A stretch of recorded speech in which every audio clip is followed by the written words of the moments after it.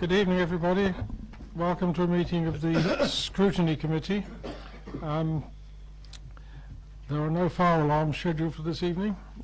If the fire alarm sounds, please evacuate the building immediately. The fire exits are located at the rear and side of this room. Go down the stairs and meet in the War Memorial Park. Please note this meeting is being webcast live on the internet. And please, can all members of the public switch their phones off or turn to silent if we really must.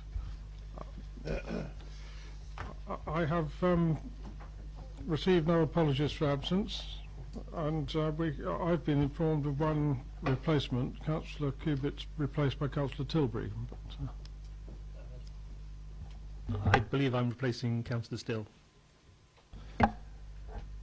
Good, thank you. Any declarations of interest in the items on the agenda this evening? No, good. We have the minutes of the meeting held on 20th of January, paper A. Any questions of accuracy to be raised? It's agreed I sign those? Great. Good, because I already have.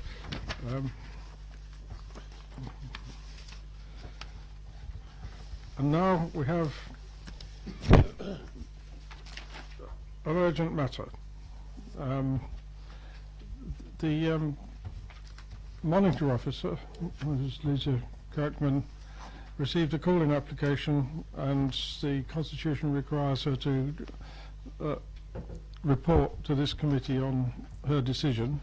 The report's in writing before you, I think. This committee has no powers in the matter, so it's merely for noting. Is that noted? Thank you. Now, update from the performance panel. Nice and early, and that's the way we're going to keep it, but I don't see the chair of the performance panel. Here he comes. Underperforming. Right. Well,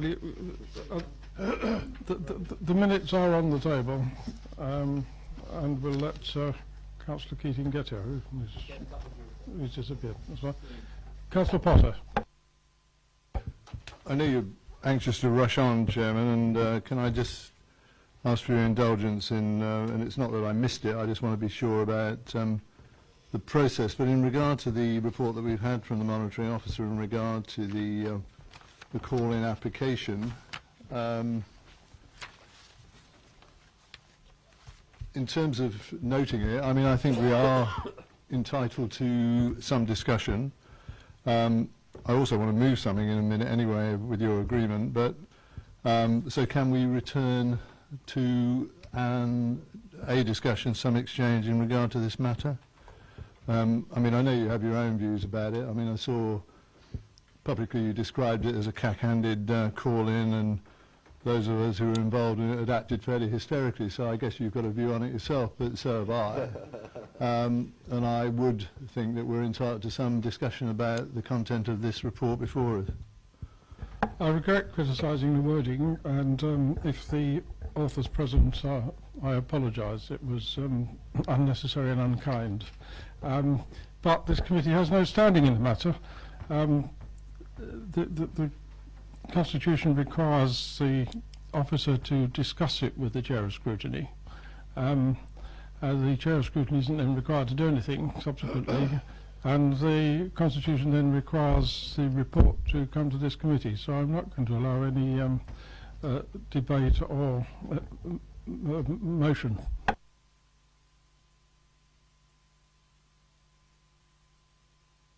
Because this committee has no standing in the matter. Things to debate anyway.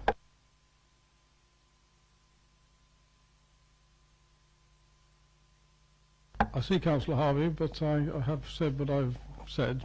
No, you're quite clear on what you said as the chair. I appreciate that, and appreciate what you said in terms of the comments and where you stand on that. So thank you. But let's just be clear about this committee has no role. This committee has every role. That was the point of the Constitution in the way it was envisaged and the spirit of the way it was created. And to note the exact wording is, Chair, the monitoring officer in discussing it with you is that the call-in will not be accepted if it had been turned down by the monitoring officer without a discussion with you. That was the point. Normally it's just simply rolled on through. Normally the monitoring officer will look at it, tick the box and do it. But the exact words of the Constitution is, it will not be accepted without a conversation with you. So it's not in your gift, it is in the gift of coming to this committee. So there is a disagreement here, and there is also an importance of what the report is saying. So it is a matter for debate, and it is a matter for recommendation if members wish to move that, and it shouldn't be you stopping that debate, and you shouldn't be stifling it in that way, Chair. I would encourage you to take it in the spirit that we're trying to put it forward here. Can I say the Constitution doesn't use the word consultation, it says discussion. And we had a discussion, but I respected the fact that it was the officer's decision and fully delegated to the monitoring officer. I think I should make the point that I'm entirely in agreement with the underlying principles that the signatories were looking for. But it isn't a matter of a discussion in this committee. The monitoring officer has made her decision. As it happens, I think it was the correct decision, but that in a sense is irrelevant because I don't have any more standing than anybody else. So I don't think it's a useful use of this time to discuss something that's not within this committee's remit. Councillor Potter. I'm grateful for your indulgence, Chair, genuinely. I mean, it isn't my intention to seek to change the very clear position as outlined by the monitoring officer in regard to her rejection of the call-in application. I don't want to debate on that at all. And I'm happy in the sense that we would note the content of that, but moving it on, I mean, it is the fact, certainly, that there is a move, subject to the Mayor's approval, to call for an extraordinary meeting of Council on the same subject matter. I accept that, and this again is within the Constitution that we have available to us, and that's in hand. I've no idea what the Mayor's position on that will be. He hasn't indicated that yet. I hope he'll accept the application that's been made to him. But I think there's a role for this committee insofar as what I'd want to do is to move something that says in the event of the Mayor refusing that application, the Scrutiny Committee, and we're entitled to do this under committee rules, resolves to request full council at its meeting on the 26th of March to discuss the issues outlined around this whole issue of affordable housing. I mean, I want to make it very clear, of course I do, that I want this brought back to full council for debate. And it seems to me that our application to the Mayor is entirely appropriate in terms of the Constitution that's available to us, as I've said. I'm pretty confident that he'll accept that. He ought to. It's been put together properly, I believe. If he doesn't, then I think it is entirely within the brief of this committee to say that it would require a discussion at full council on the 26th of March, and that is within our brief, and that's within the general rules that apply to committee meetings, Scrutiny Committee included.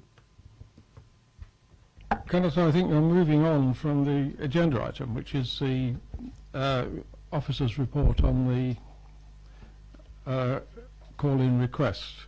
What you're telling me, and it's no surprise to me, is that there are moves in other ways to raise the matter at the council, but I don't think it actually arises on this report. Councillor Keating. Thank you, Chair. Whilst the constitutional arrangements do allow for a discussion to take place with yourself, first of all, the constitutional arrangements do not allow you to decide for us what we should or should not do. And the officer's report quite clearly states in 1.3, the Constitution requires that a report is made to the Scrutiny Committee giving details of the call-in requests and the reason for not accepting it. Now, that means we get a report, and we're now told by you're not going to allow any debate or discussion. I find that difficult to understand, and that's me being generous. Well, I've said what I've said, and my reading of the Constitution is that there is no, because this committee has no standing to do anything about it, that there is no purpose in us having the right to have a discussion. One last time, Councillor Harvey.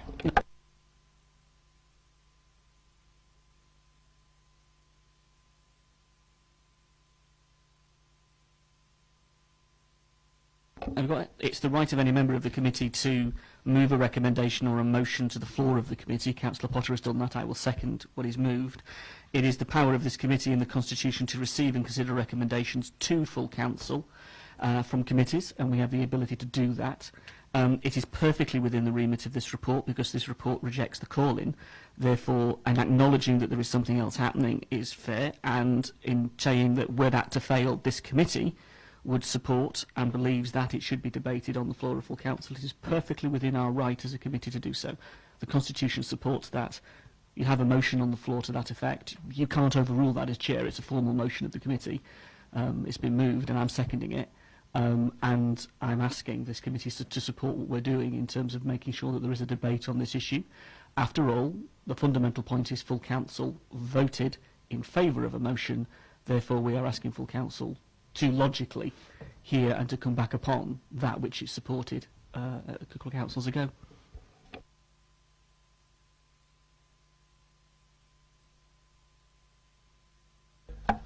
No, I'm sorry, I've made my ruling and I think we should get on with this evening's business. I tell you, I will be an enthusiast for the full council having a debate, but it isn't a matter for this committee and it certainly doesn't arise on this report.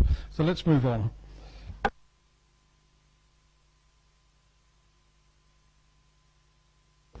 We already have moved on to the performance panel report, and Councillor Keating, you're here now. Would you like to present the report, please? Thank you, Chair. Are you allowing me to present this one, are you? It's very good of you to allow a debate on this particular issue. I do not believe you have the right to stop debate on other issues, and I object to it. But I will now move on to the performance panel. Which is on the agenda, thank you. So was the other one. The performance panel has, on this occasion, not identified by exception an issue to be brought to your attention, because most of the stuff is outlined in the very brief notes, very well presented by the officers, of what we did. We've spent 50% of the time of this particular performance panel dealing with the questions of homelessness.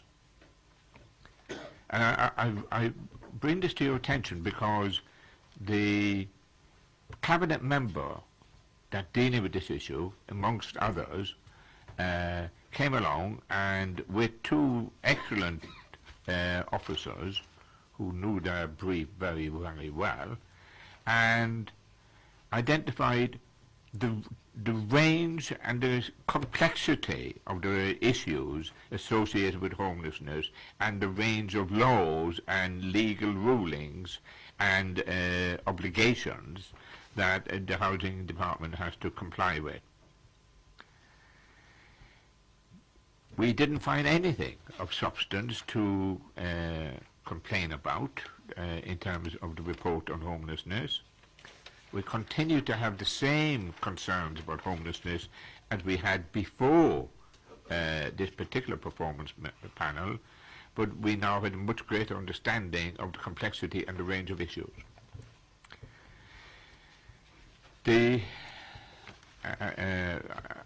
I won't assume that you all heard me earlier. The performance panel does look at a range of indicators which are required to be produced for us and for the council management.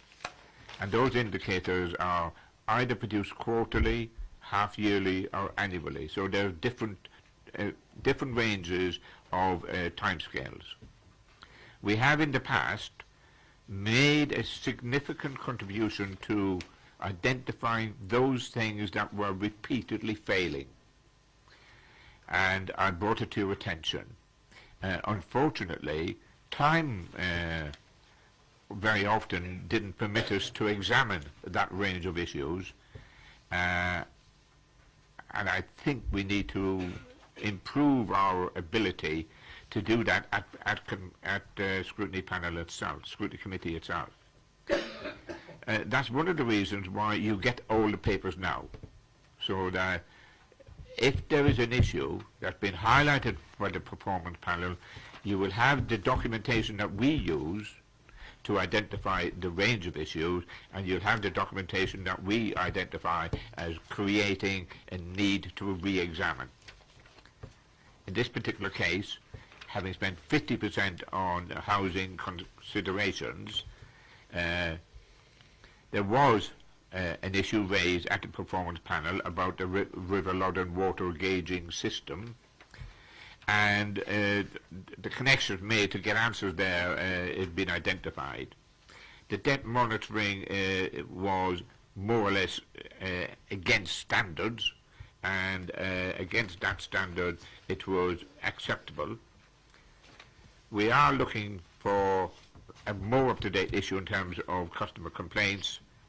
The MALS contract, of course, is now well finished, and the chief executive, the previous chief executive, signed off on the deal. So we're now left with, believe it or not, money down and planning approvals. Now, money down in its range of issues continues to be an issue. How it's going to be promoted, how many houses on it, and of course whether or not we have 40% social housing.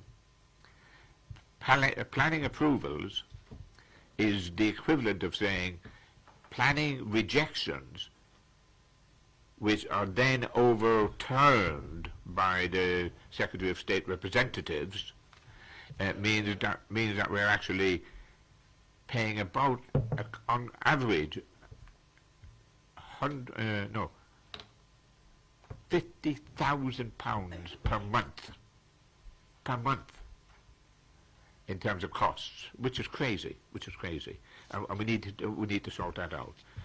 But apart from that, well, I've got nothing to say. Thank you. Sean, could I raise something with you? You mentioned to me privately that I think ought to be here on the record. At an earlier meeting, You could have said, you could have told me privately you were going to raise it. Sorry. At an earlier meeting, you put forward very forcefully the red marks against recycling. We decided we should look into it, but in a discussion with the other committee chairman, discovered another committee was planning to do this, and it's within their remit as a so-called policy committee. And I arranged for you, as the chairman of the performance panel, to take part in that review, and we haven't had any report back from that. I don't think it was confidential when you said you felt that it was unsatisfactory. I wondered if we should consider, when we come to our work programme, scheduling an early scrutiny task for the recycling. Would you agree with that? First and foremost, Chair, can I just ensure that we're talking about the same level of awareness about the range of issues? I was previously a cabinet member that dealt with recycling, so I've got some broad understanding of the issues. They've obviously changed over the years. Certainly as chair of the performance panel, and under the new regime this last 12 months, and previously under the old regime in the last 3 or 4 years, recycling, in terms of the performance, has been reported to the performance panel and subsequently to the scrutiny committee as continuously failing to meet targets. So we're not actually improving recycling rates. Now, whilst we were looking at recycling this last 12 months, the performance panel said, we're so concerned about this, we want to raise it to the level of the scrutiny committee. the Scrutiny Committee actually did not carry out any detailed examination. But in the meantime, the cabinet member for recycling, who is aware that the performance panel had raised to them, and who's aware that against the standard targets that we operate against, the recycling is not improving. I mean, so she wasn't operating in ignorance, but it was a question of what was she going to do about it. Now, I and the performance panel were saying we need a proper look at it. She produced a report to the policy committee, which effectively said, I've decided what the policy issues are going to be, and I've decided that the customers are wrong. Now, that's my definition of her report, but in other words, we blame the customers for our recycling failures. And I think that's crazy. That's absolutely crazy, which is why I said to the chair, we need to do better than this.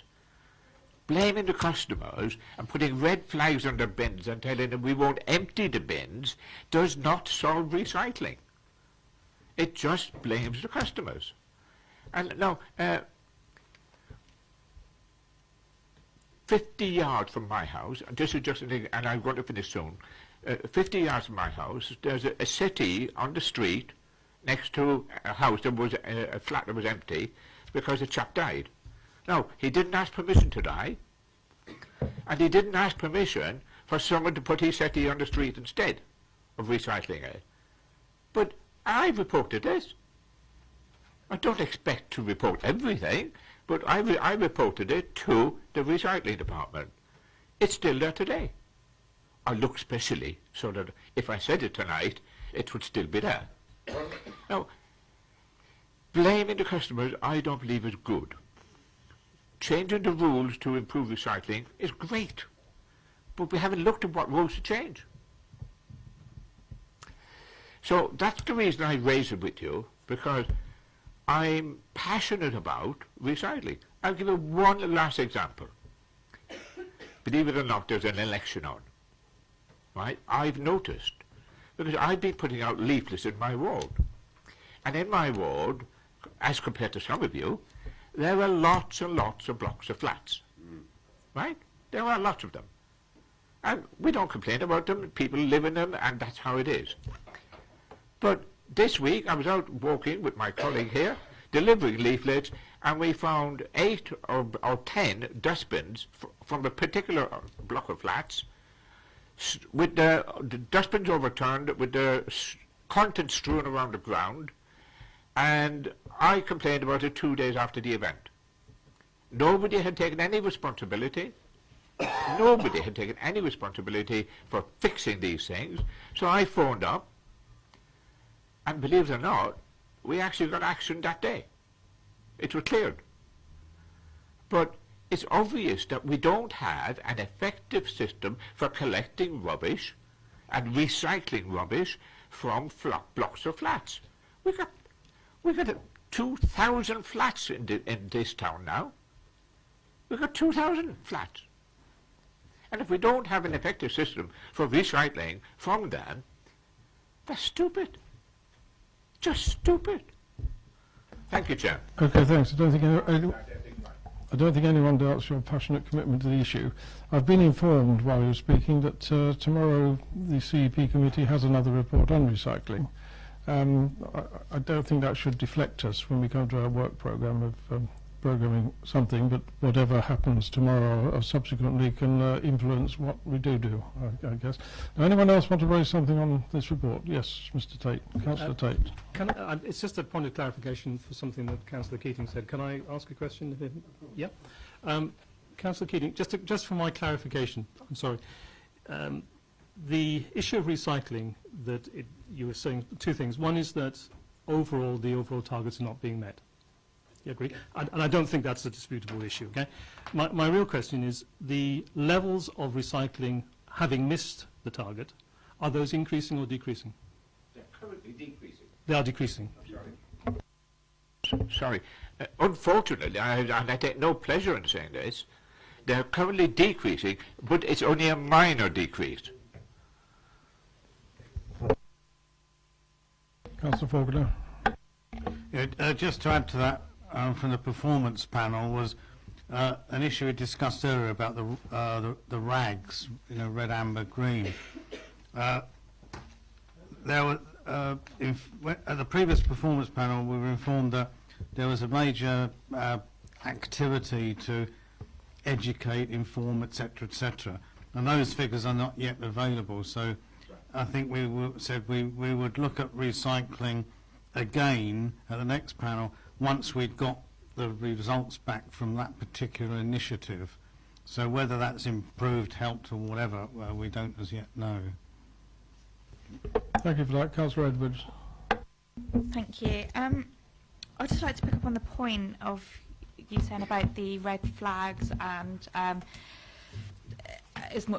you're viewing it as a negative. I actually view it as a positive because, say, if I was putting something in my recycling bin that I shouldn't be doing and nobody ever tells me, then I could have the best intentions in the world of having to meet the targets, but if I don't know what I'm doing is incorrect, then I would welcome some advice. So I think it's more about education and raising awareness. And then my second point is when you said about the flats, about the recycling is not very good. I live in a flat and I think it's absolutely amazing, the recycling facilities I have.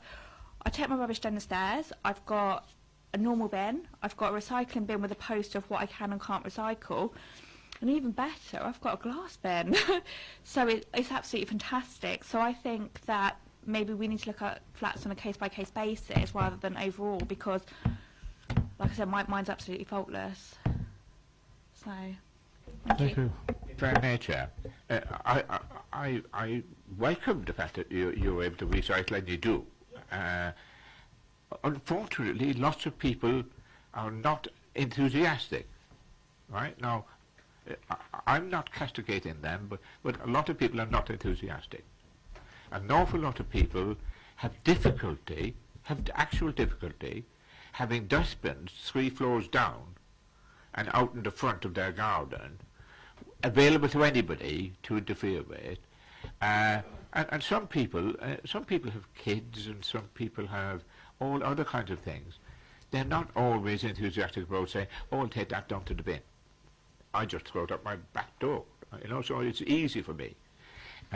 So you're right, it is a matter of education if you have the right system in place in the first place. But if you don't have the right system to allow good recycling figures, then education doesn't actually fix that if the system is wrong. That's the only point I make. Councillor Potter. Thank you, Chairman. I'm looking at the notes of the performance panel, which we had tabled this evening. If I may, Chair, it's a question or two, perhaps, around one particular item. I think it's under number 6. It's 6B. No, 6A. I beg your pardon. Under the subheading of Manidown.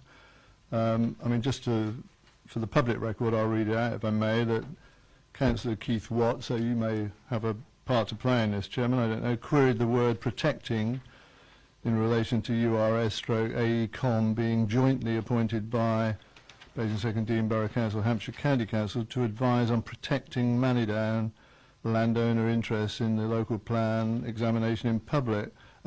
Councillor Isaac, to be asked for a comment to clarify this prior to scrutiny. I mean, A, was that meant to be available to us this evening in terms of a comment or clarification?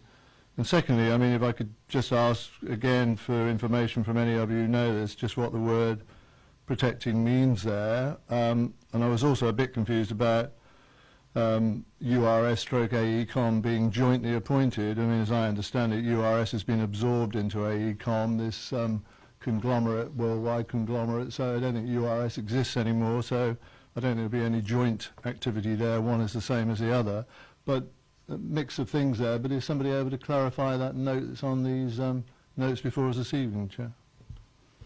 You correctly surmised that it was me that raised it, and I was rather suspicious as to what particular landowner interests were going to be protected.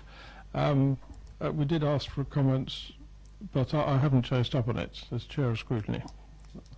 I'm sure the comment will catch up with us. Councillor Regan, I'm told, unless Councillor Potter wants to come back to me on that.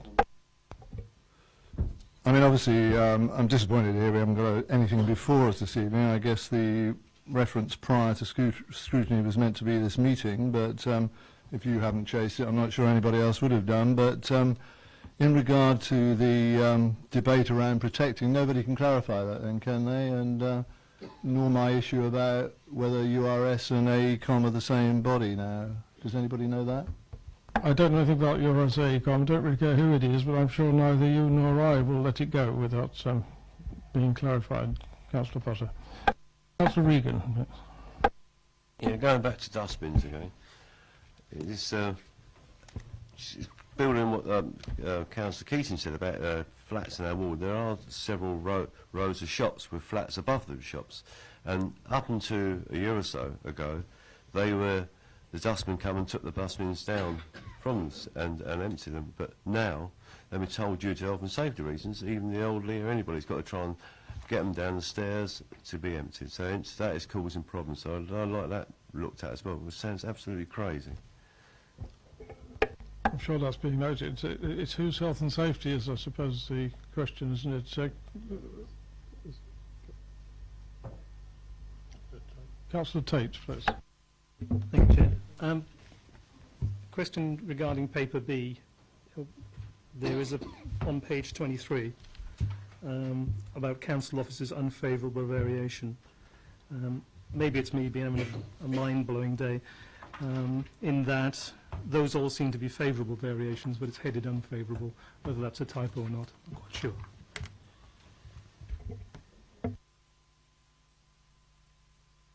Page 3. 23. 23. Sorry.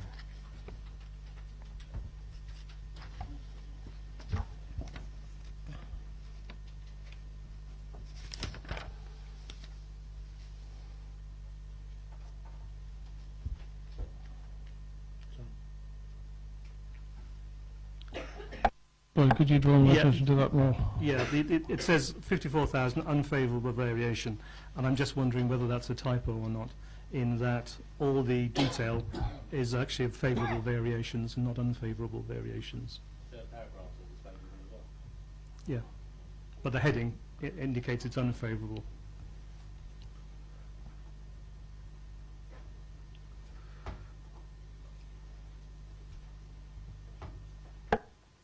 I can't explain that. I don't know whether Councillor Keating can.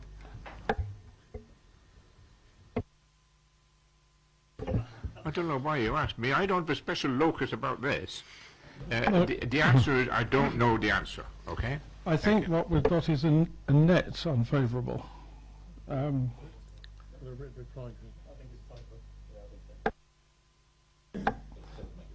Okay, well, we will check that and make sure that. That could be amended if it's not already applied with Yeah, that's what we'll do. Councillor Goddison.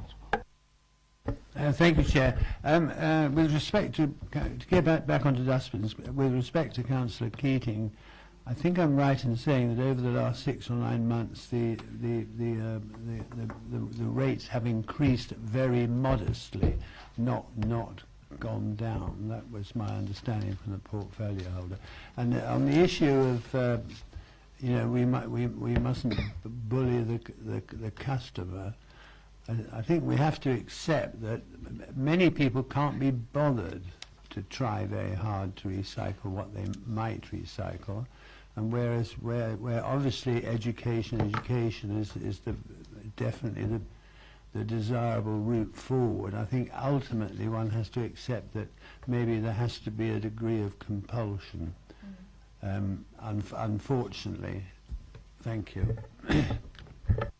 If I may, Councillor Harvey. if I may, Chair, may I respond to that? Thank you very much. I agree with you that education is a significant contribution to how we can successfully improve recycling. But if the penalty is for the person who's paying for the bins to be collected are then told, we'll still take your money, but we won't empty your bin. If that is rational and reasonable, I find that crazy. Let me just give you one simple example. I watched the dustmen collecting the bins. I'm retired. I have a bit more time than a lot. I've actually been out on the bins with them. They fill the black bins from the other black bin. They pick out the bags and put them all into one bag, and then they take the one bin to the lorry. But they pile them up way above the top of the bin. Now, if a customer, i.e. a ratepayer, put the bin out and the bin lid wasn't closed, those same binmen would not collect the rubbish from that bin, because the customer had decided they were asking the binmen to do too much, whilst the binmen do it for themselves all the time. Now, that's crazy too. I mean, so we're operating standards which are not rational or acceptable in my view. Thank you. Sean, I'm assured by the officers concerned that putting rubbish from one person's bin into another one is absolutely forbidden and against the rules. And having had people with maggots in their otherwise pristine bin after me, I've commented on that. Councillor Regan. My father used to indulge in truisms, and one of them said when I was first elected as councillor in '96, said, always get the dustbins emptied and you get re-elected. I think we should all remember that. And you are being re-elected.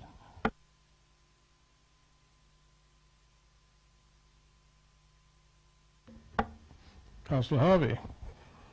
Thank you, Chair.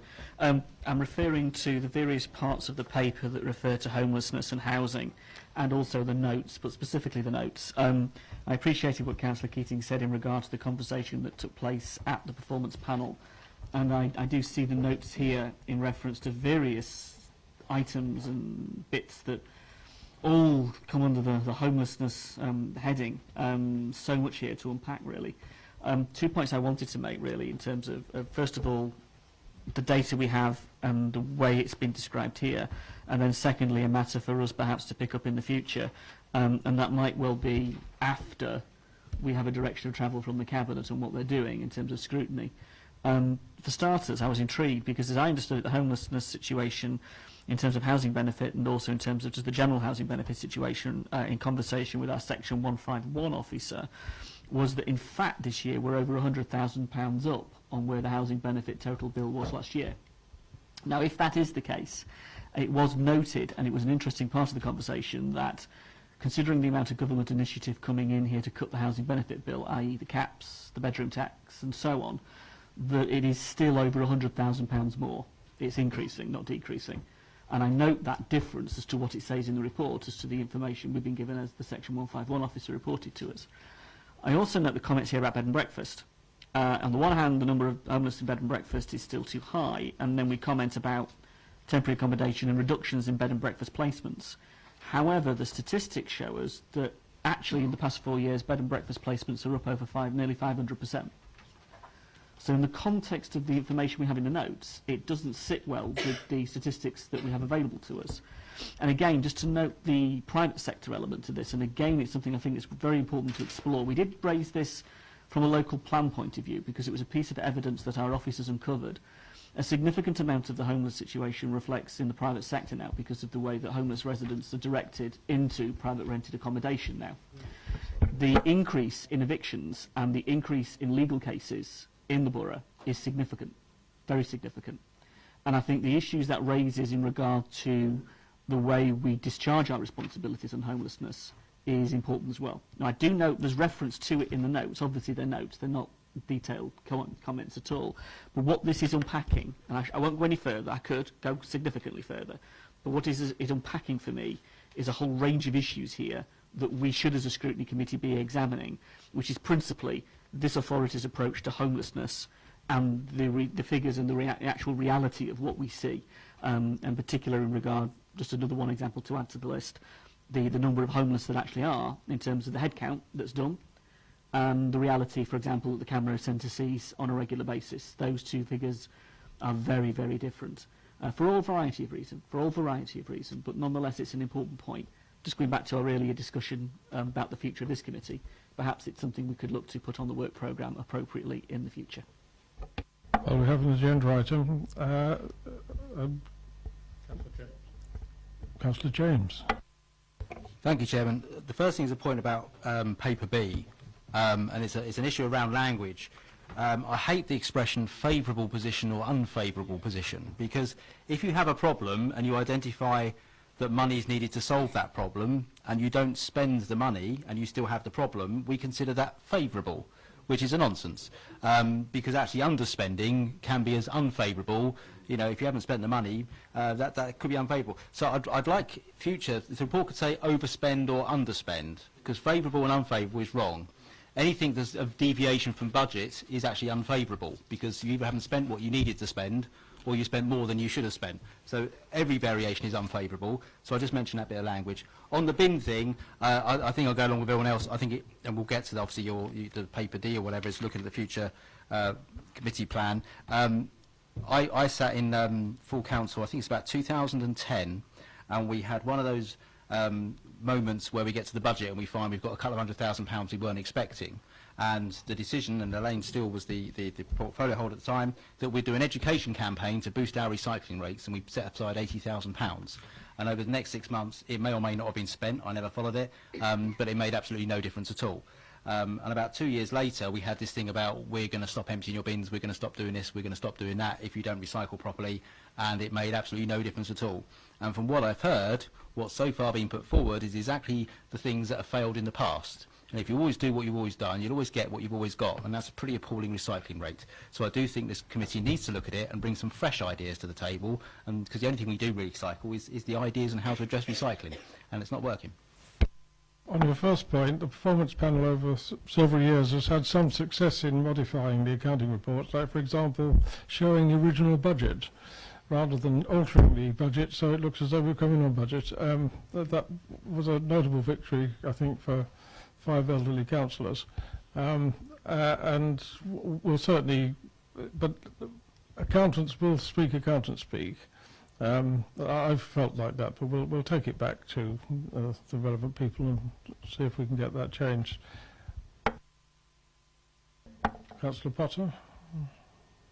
Thank you, Chair. I mean, obviously you've just said something there, and which I support, and Councillor James has made this point about the way we describe variations, sorry, I beg your pardon. I mean, the whole principle of favourable variations being shown as negative figures and unfavourable variances being shown as positive figures is confusing to a non-accountant like me, I have to say. I just wanted, I mean, just on clarification as well, if I may, on page 22, where we've got a sub-item of the leisure park, 70,000 favourable variation. I mean, I can't see any variation at all, really, and I must be not able to calculate properly, but it's described as a one-off budget of 90,000 available to fund costs associated with the regeneration work. 20,000 of the budget has been spent on selecting a development partner and negotiating terms. Well, I could say a bit more about that if I wanted to, I guess, but the remaining 70,000 will be used to appoint solicitors to prepare legal documentation.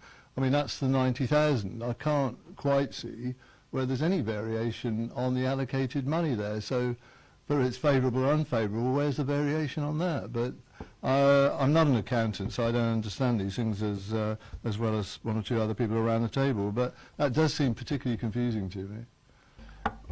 I think it's just a question of financial years, and so we've got, it's favourable if we've got money in the in dilute this year. Thank you, Chair. Just to get back to recycling, I know it's an irritating subject. It is worth pointing out, I think, that only about 2% of the waste produced in this borough actually goes into landfill. The rest goes to produce electricity for 8,000 houses.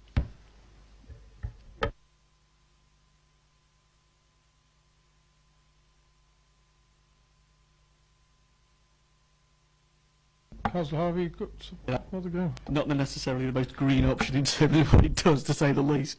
Can I just say, if it is the intention of the committee in future to have a look at recycling, we obsess, don't we, about the waste element of this, but there's more to it than that. I mean, the old routine, reuse, reduce and recycle. There's an awful lot in regard to Wade Road, there's an awful lot in regard to what we do with the furniture store, there's an awful lot in regard to what we do with a huge range of elements that fit into this recycling title that actually contribute to the figures. So if we are genuinely going to examine, as a committee, recycling, I'd love us to look at the broader aspect, because I think for us as an authority, we are so narrow in the way we are currently looking at this, and I'm trying to pick my words constructively here to pick up what we said earlier. There is far more we could and should do, but we are also a partner to the County Council, and in any scrutiny we have, the half of the equation is our collection and our ability to bring, or to generate, if you like. The second issue is disposal, and that has always been the weaker half of the equation because of what the county has put on offer as its disposal strategy for the waste that we collect. So there's a debate to be had here about all of that if we are genuine about the recycling debate. Where you go with it, it's a big subject matter in that and all of this, but I would hate for us just to obsess about bins and waste, because as important as that is, it isn't the whole issue. And I think there's a much broader debate, particularly, for example, around energy production, picking up the Chinham incinerator point, that we could be discussing. Biomass and the rest of it. There's a whole range of subject matter there that is worthy of debate in this authority that we've never ever done justice to, I don't think, not in recent years. It's remarkable the effect of bringing this report to the front of the agenda is having on the interest in performance. So, Councillor Miller. Thank you, Chair. Recycling, let's say that recycling is very close to my heart. I think there's a lot of invisible recycling going on in this borough. And it's not just the relationship with the County Council. There's a lot of private initiatives in a lot of car parks, shopping centres, district centres, that aren't visible to any of our discussions because they're run by charities. And I dispose of a lot of my clothes, shoes, everything else. It all goes to recycling. It's not counted. And I think we're only talking about a proportion of what gets recycled. Waste is waste. You can't do anything else with it. But it does take the cooperation of the residents to be able to split this up. Flats, I go along with my colleague here, Councillor Laura Edwards. She lives in my ward. And we don't have a problem with the blocks of flats in Chinham. We do not have a problem. And I don't know why. I won't go into the psychology of it, but they all work. And maybe it'd be a good exercise to find out where the issues are, in your particular area. I just don't know. Or if you know, well, then you're halfway towards the solution. But the point is, I agree to a degree with Councillor Harvey, it's a very wide subject, but I don't think we're looking at the whole aspect. The other miscounting that's done to our detriment in the numbers by the County Council is still a hobby horse. I've raised it in this and another committee before. We're getting shortchanged in this borough. That's why we miss targets. Councillor James. Thank you. If we're on the recycling issue, I'd just mention hierarchy of waste, just so we're clear. The worst thing you can do is landfill. The second worst thing is incinerate. The third worst thing you can do is recycle. The second best thing you can do is reuse, and the best thing you can do is not use it in the first place. It's important to get the hierarchy right. Picking up on Councillor Miller's point of the unknown recycling, I think we have to remember that if you've put your old clothes into one of those charity collection boxes in a car park, you haven't put it into your black bin. So our recycling rate can be affected by two things. One, increasing what we put in the green bin, which actually isn't a very good thing. Most importantly, it's putting a lot less in the black bin. So I think our recycling rate is still right because your clothes haven't gone in the black bin, therefore our recycling has been boosted because of that. So they are included. I think the only reason we have this focus on the recycling rate, it's the most easy measure that we can actually have control of, which is why we use it, and there's still no excuse why we can't boost that figure higher.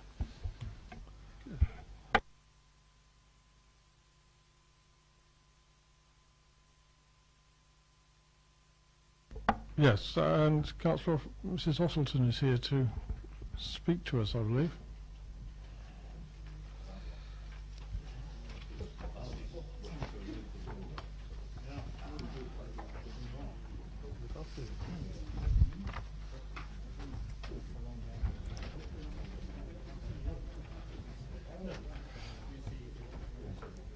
Thank you for your patience. Over to you.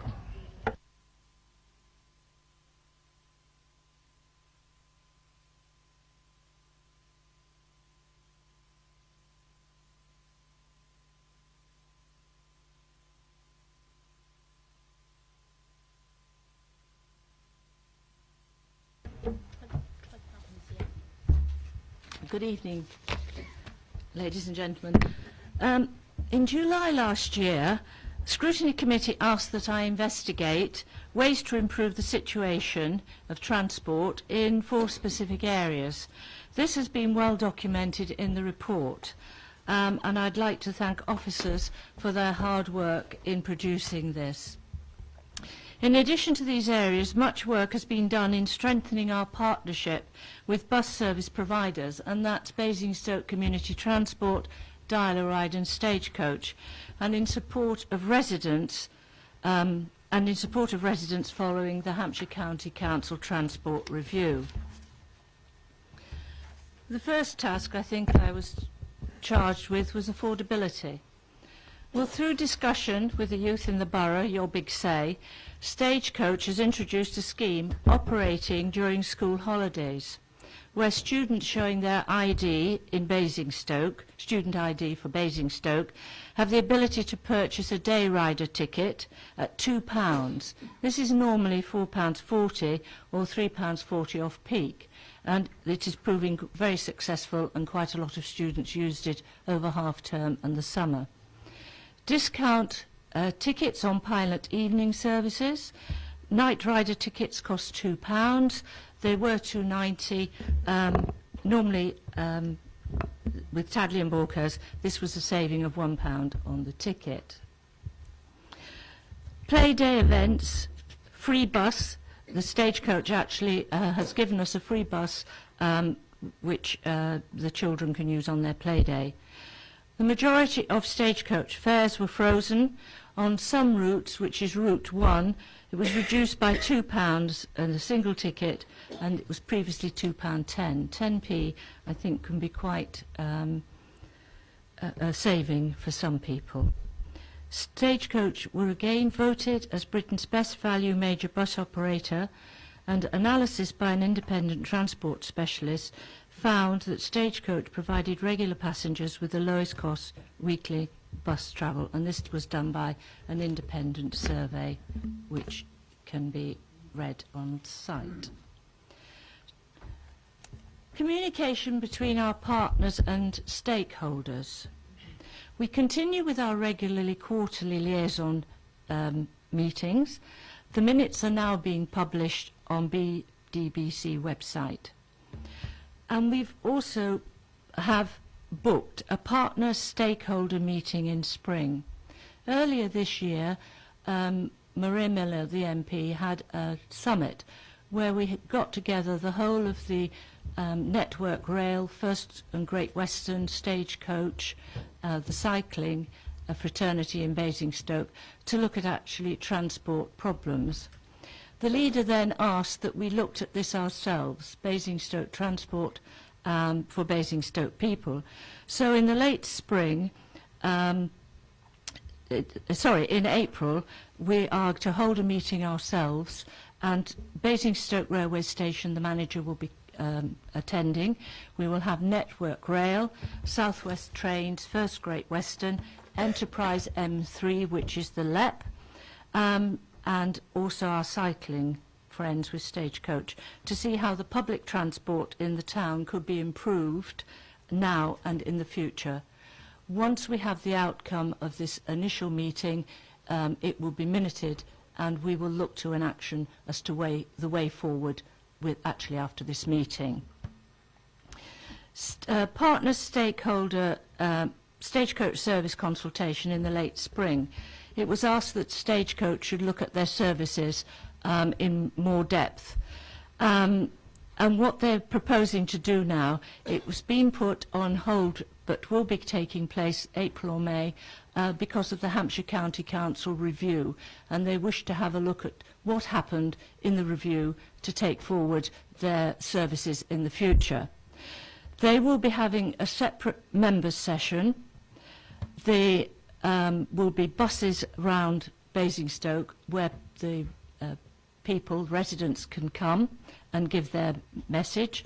The dialogue after this will continue in liaison meetings, and I believe the Chairman, you have asked Mr Dyer to attend the next meeting of Scrutiny. Am I correct? Yes, Yes. on this occasion I can confirm the invitation has gone, but I don't believe a reply has been received yet. Okay, thank you. I think he's on holiday, is it? He's on annual leave. Okay.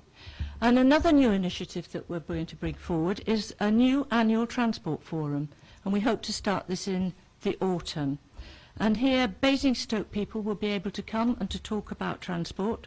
There will be the community groups, residents, and local, discussing their local transport, and all our partners and stakeholders will have a say in this forum, which will help us take transport forward. Will that also be open to the rest of the borough? Yes, to everyone. It's a forum. Correct. Yes. Yes. Community events. Now, this is something again which is an initiative since we last had the meeting, and you commanded me or asked me to do this in July. It's basically we've had a lot of invaluable information on this. We are now going out to the public, and we're going out to parish councils. We started with Stratfield Say on the 154.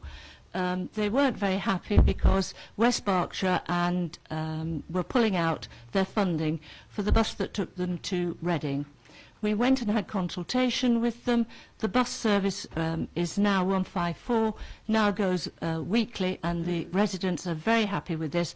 And because of our consultation, West Berkshire is now keeping their funding for this initiative as well for the buses. Ashmansworth, with the changes from Hampshire County Council, we lost the 21, 22, 23 and 24. So basically Ashmansworth and the surrounding villages were left with no bus service. So what we actually did is we went out to the county councillor and to the parish councillor, and now we have instigated and put into place a taxi service which everybody's quite happy with. Dummer, we were asked to go out there, so we went out there earlier this year, and we looked at, again, from Hampshire County Council's changes. They were mindful that we were going to get rid of the actual 55A, but after consultation with them, we weren't going to get rid of the 55A, but they're asking if they can have an extra half day, which will mean that they will have 3 buses a week, so they're quite pleased with that. And if we can get them the extra half day, we're looking at funding. So that's something that we are participating with the residents of Dummer to see what we can do and help them with their buses. Camrose Surgery, we've been in there to discuss the services from the old surgery at Hatch-Warren into the new one. So it was still ongoing with that one. And in the end of March, we plan to go out to Whitchurch to talk to the people of Laverstock, to talk to the people of Whitchurch, to talk to the ward councillors, and also to residents and stakeholders there. And we've also spoken to the CCG because in light of the concessionary fares reverting from 9 o'clock to 9:30 on the 1st of April, they're now aware that some of their patients may need to look at changing their appointments, so they're fully up to date on that. The Hampshire County Council review. Now we got the results from this, probably the full results mid-November, and it came as a little bit of a shock to us that we had to instigate 3 pilot services. We were being left without, the Berg estate was being left without a bus service, so we put in the 3B. Winklebury to the hospital, they lost their service there, so we've gone into partnership with the community transport, and they are now providing this service. And Costello School, from Lichpit right the way through, would have been left with no bus service. So again, we've put in a service there, working very closely with Stagecoach and the community bus service. We're looking to see how we can keep this going, but to the end of August. So the 3B will continue to the end of August, so will the Winklebritta Hospital, and so will the Costello School to the end of the academic year. We are in talking to the headmaster of Costello School. The taxi share scheme I've already said to in Ashmansworth and Berkeley area, and the community meeting in Dummer. Dial-a-Ride, we had hoped that we would know what was happening at the moment, but there was some, this is a Hampshire County Council tender. We were wondering what was happening to it, but I think there's been some problem with procurement, and they've had to go out and re-tender again, so we won't know the outcome of Dial-a-Ride until September next year, but we are fully committed to keep it at the status quo at the moment. Real-time passenger information was asked for. This is entirely managed and funded by Hampshire County Council, but the final completion is at the end of March, so out of the 29 that we've had, only 4 are left to be installed. The evening pilot service has proven overall encouraging results, but to make it statistically viable, or to ensure a statistically viable evaluation of the viability of these evening sessions can be determined, we've extended this pilot to August the 15th, so we're giving ourselves plenty of time to analyse it correctly and reply or put forward how we wish to go. And the whole service has been well advertised, so proving quite popular. Friday night seems to be the night that everybody's using the bus service on this. So again, and just finally, just to say, we will present the COG3 on the Basingstoke and Eden Borough Council subsidised public transport service review in June 2015 for their representation then to Cabinet. So I think we've done quite a bit this year, and again, I'd like to thank officers and our residents as well, who have been extremely helpful to us in this research. Thank you.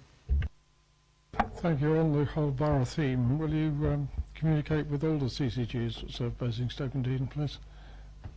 The West have been informed, as have North West Hampshire, and I can now confirm that North West Hampshire do sit on our health and wellbeing team, so anything that's going to go forward, they will know. Thank you. Councillor Regan. Thank you, Chair. I'd too like to congratulate the portfolio holder, Councillor Osterton, and her team who worked really hard on this, actually, and we've come a long way since the debacle of Stagecoach's cuts to services in February 2014, and that's what we picked up on. And so, you know, the different schemes have been really good, and actually the council, you know, obviously Council Austin's listened, hence they stepped in and saved the bus service for the Berg Estate. So I much appreciated the freebie, and and the people of Berg Estate are as well, I'd like to say that. And actually, especially now it's been extended to August instead of July the 4th, actually. And I will be meeting, I have been in close liaison with Peter Smith all through this, and he's been very helpful, and I'm meeting him again on Thursday to go through more details. But underlying all this, and looking at the report, is still 80% of our services are commercial, and the subsidy bit is just picking up the gap. And we're fortunate enough to have money to do that. And anywhere else in the country are having to cut services, so this count our blessings a bit. But I'm disappointed. The review is essential, which is, I'm glad to say, is happening April, May. It should have happened a bit earlier, but it's happening now. So to look at the routes, and bearing in mind, even though you're only filling the gaps, within that 80% of commercial services, some of the services we went from 10 minutes, quarter of an hour, down to an hour. An hourly service, and I'm talking about Hatchmore and some other areas. So that needs to be looked at. So it seems like Stagecoach have learned a little bit of a lesson after we've given a grilling with us and the public and the uproar of bounces into massive cuts, really, to our services. But I'd like to draw the attention of the committee to 3.42. The Competition Commission conducted a 2-year investigation into supply of local bus services in England, outside London, Wales and Scotland, which concluded in December 2011. The evidence showed that the largest operators stick to their own areas of operation and rarely overlap with each other. The result was only 3% of bus routes face effective head-to-head competition. Well, in a small town like this, it's just going to be one big boy. It's pushed everybody else out of the way. It's Stagecoach here. It'll be Arriva elsewhere. The underlying problem all to this is the 1985 Transport Act. Until that is actually tackled, we're fortunate enough to fiddle around the edges because we've got money, but the underlying fact is that. And I hope and I expect the incoming Labour government to amend the legislation. Can we expect to be giving a warm welcome to Mr. Dyer when he comes to see us? And I forgot, I didn't notice the Vice Chairman would like to speak. Thank you, Chairman. Just a couple of things. Yes, the evening pilot services were most welcome entirely, and congratulations on extending it to August, which will probably give you a full year, doesn't it? And the other thing is, I did speak to you, and I'm not sure how you're about this, but there are still a lot of disabled people who won't get on buses or trains because they don't know how to, especially those who are in wheelchairs, etc., etc. And really and truthfully, it would be ideal if we could have some sort of, ideally the Disability Forum month ago or whatever it was, 3 weeks ago. I hadn't spoken to you then about it. All I'm going to say is vast numbers of people, but it's sad that you hear that people don't really know how to get on a bus in a wheelchair or a scooter and are afraid to get on a bus in a wheelchair or a scooter. So, you know, if we could do something about that. And the other thing is, and I will give you a plea, I hope one day I'll get to write to the Gazette about this, that bus drivers don't intentionally mean to go out and arrive late. It's often the way that the roads or roadworks are going on, but they do not get a lot of stick from the passengers. Do they get a lot of stick? And then when I come in on the bus, I find that they're digging up the road, and that's caused half the problems. So I do feel sorry for the bus drivers. Councillor Edwards. Oh, I'm sorry, yes, I'm not allowing... Sorry, Councillor, It's can not I the first say item. that I attended the Disability Forum as well, and I think that's an excellent idea of yours, and it's something we'll be discussing with Stagecoach, because, yes, a lot of people don't know how to get on and off with a wheelchair, and they get a bit frightened, and they are worried. Yeah. So that we will report that back this week to Stagecoach. Thank you. Councillor Edwards. Thank you, Chair. I'd just like to say thank you to Councillor Osselton and Peter Smith for the Winklebury bus route being where you stepped up really quickly and resolved the situation. So hopefully more residents will now use it and be in place forever.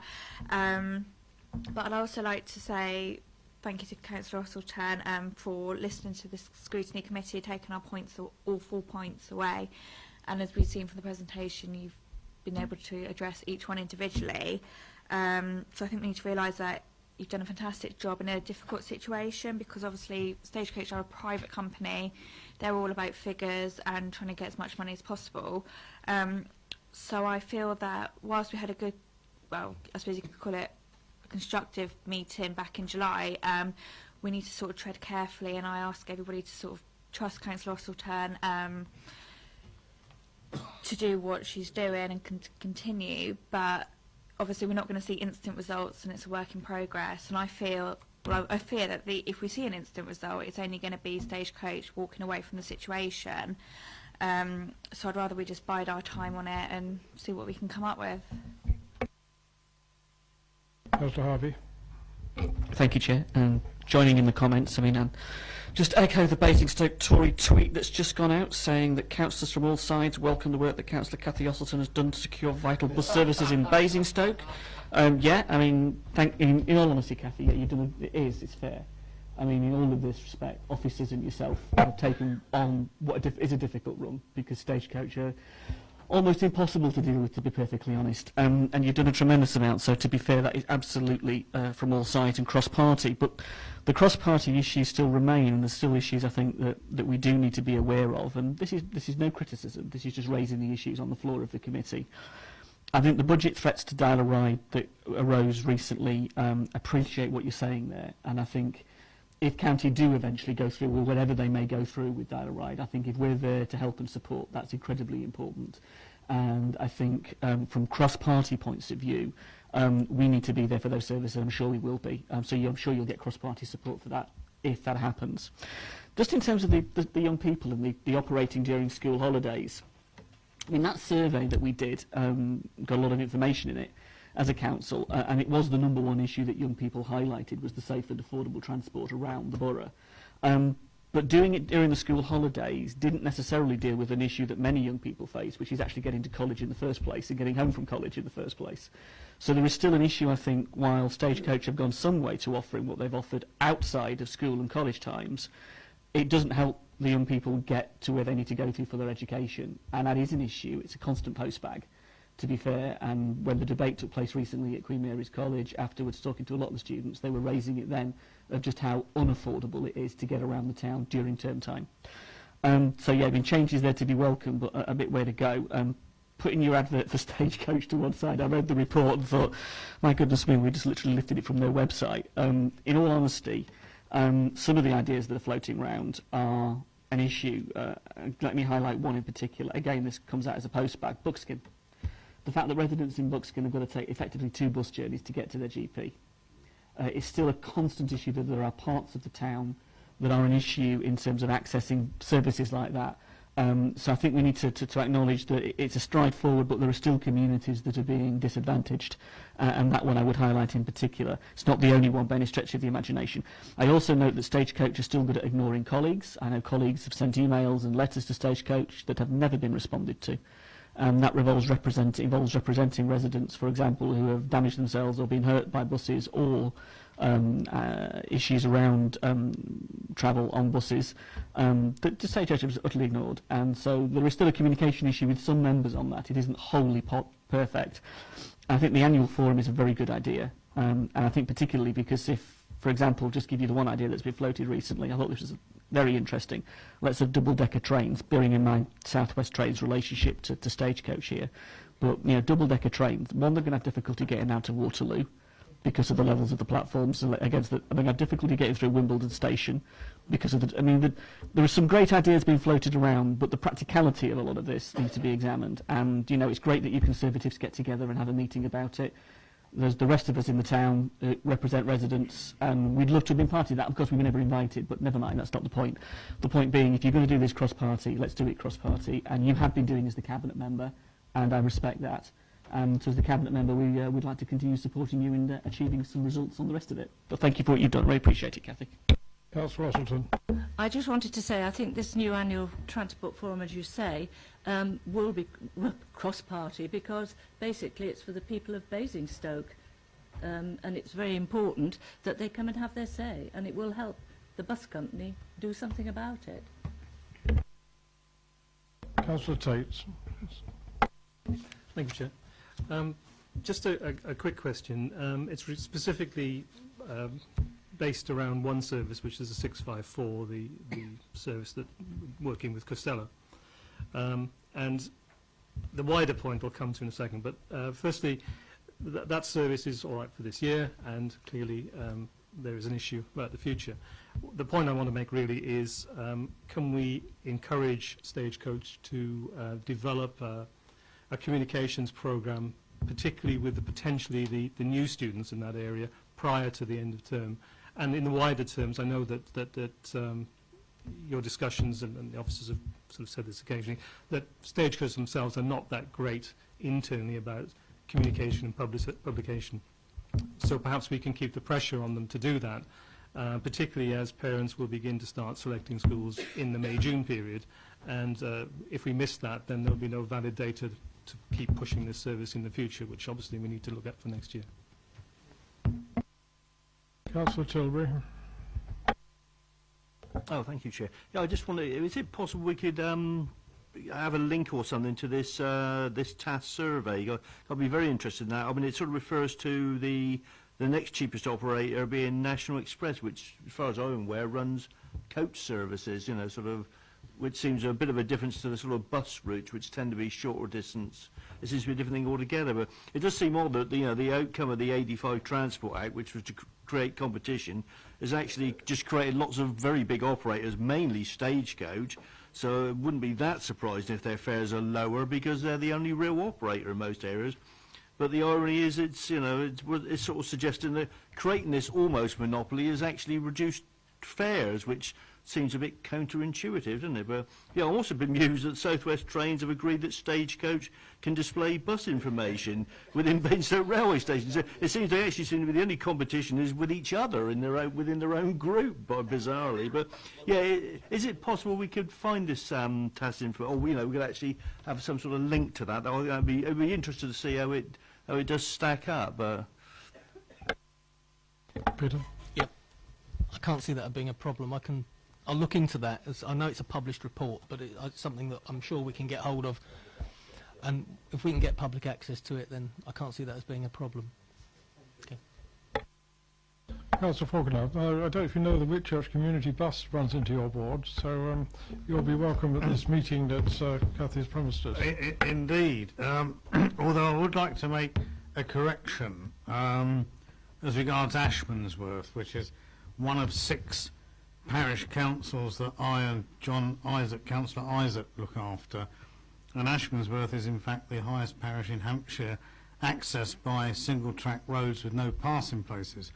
So when the 32-foot bus used to go along there, it was actually quite a miracle. The initiative was actually undertaken by the Basingstoke team, specifically Peter Smith, and also my good self.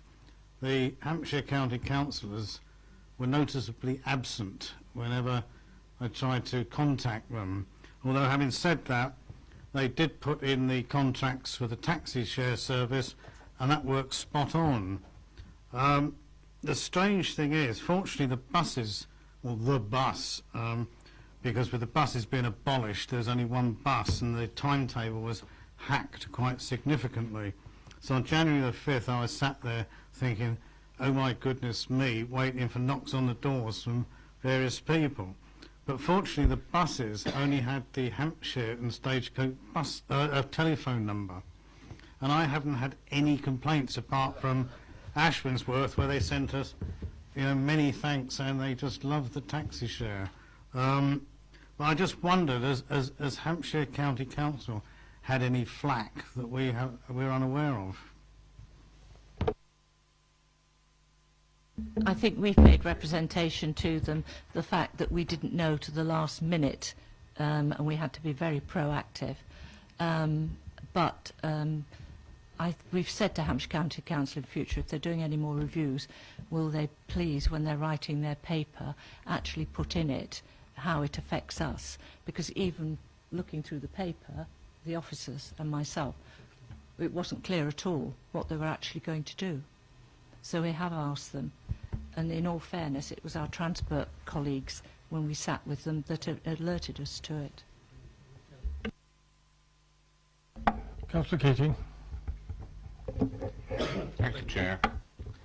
I couldn't let the opportunity to go by to, on behalf of the residents of Southam, to thank Cathy Osselton for her efforts and for Peter to aid and assist her.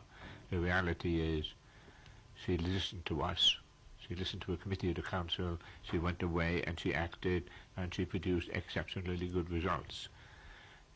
On that basis, she's the only cabinet member of any value to us. Thank you.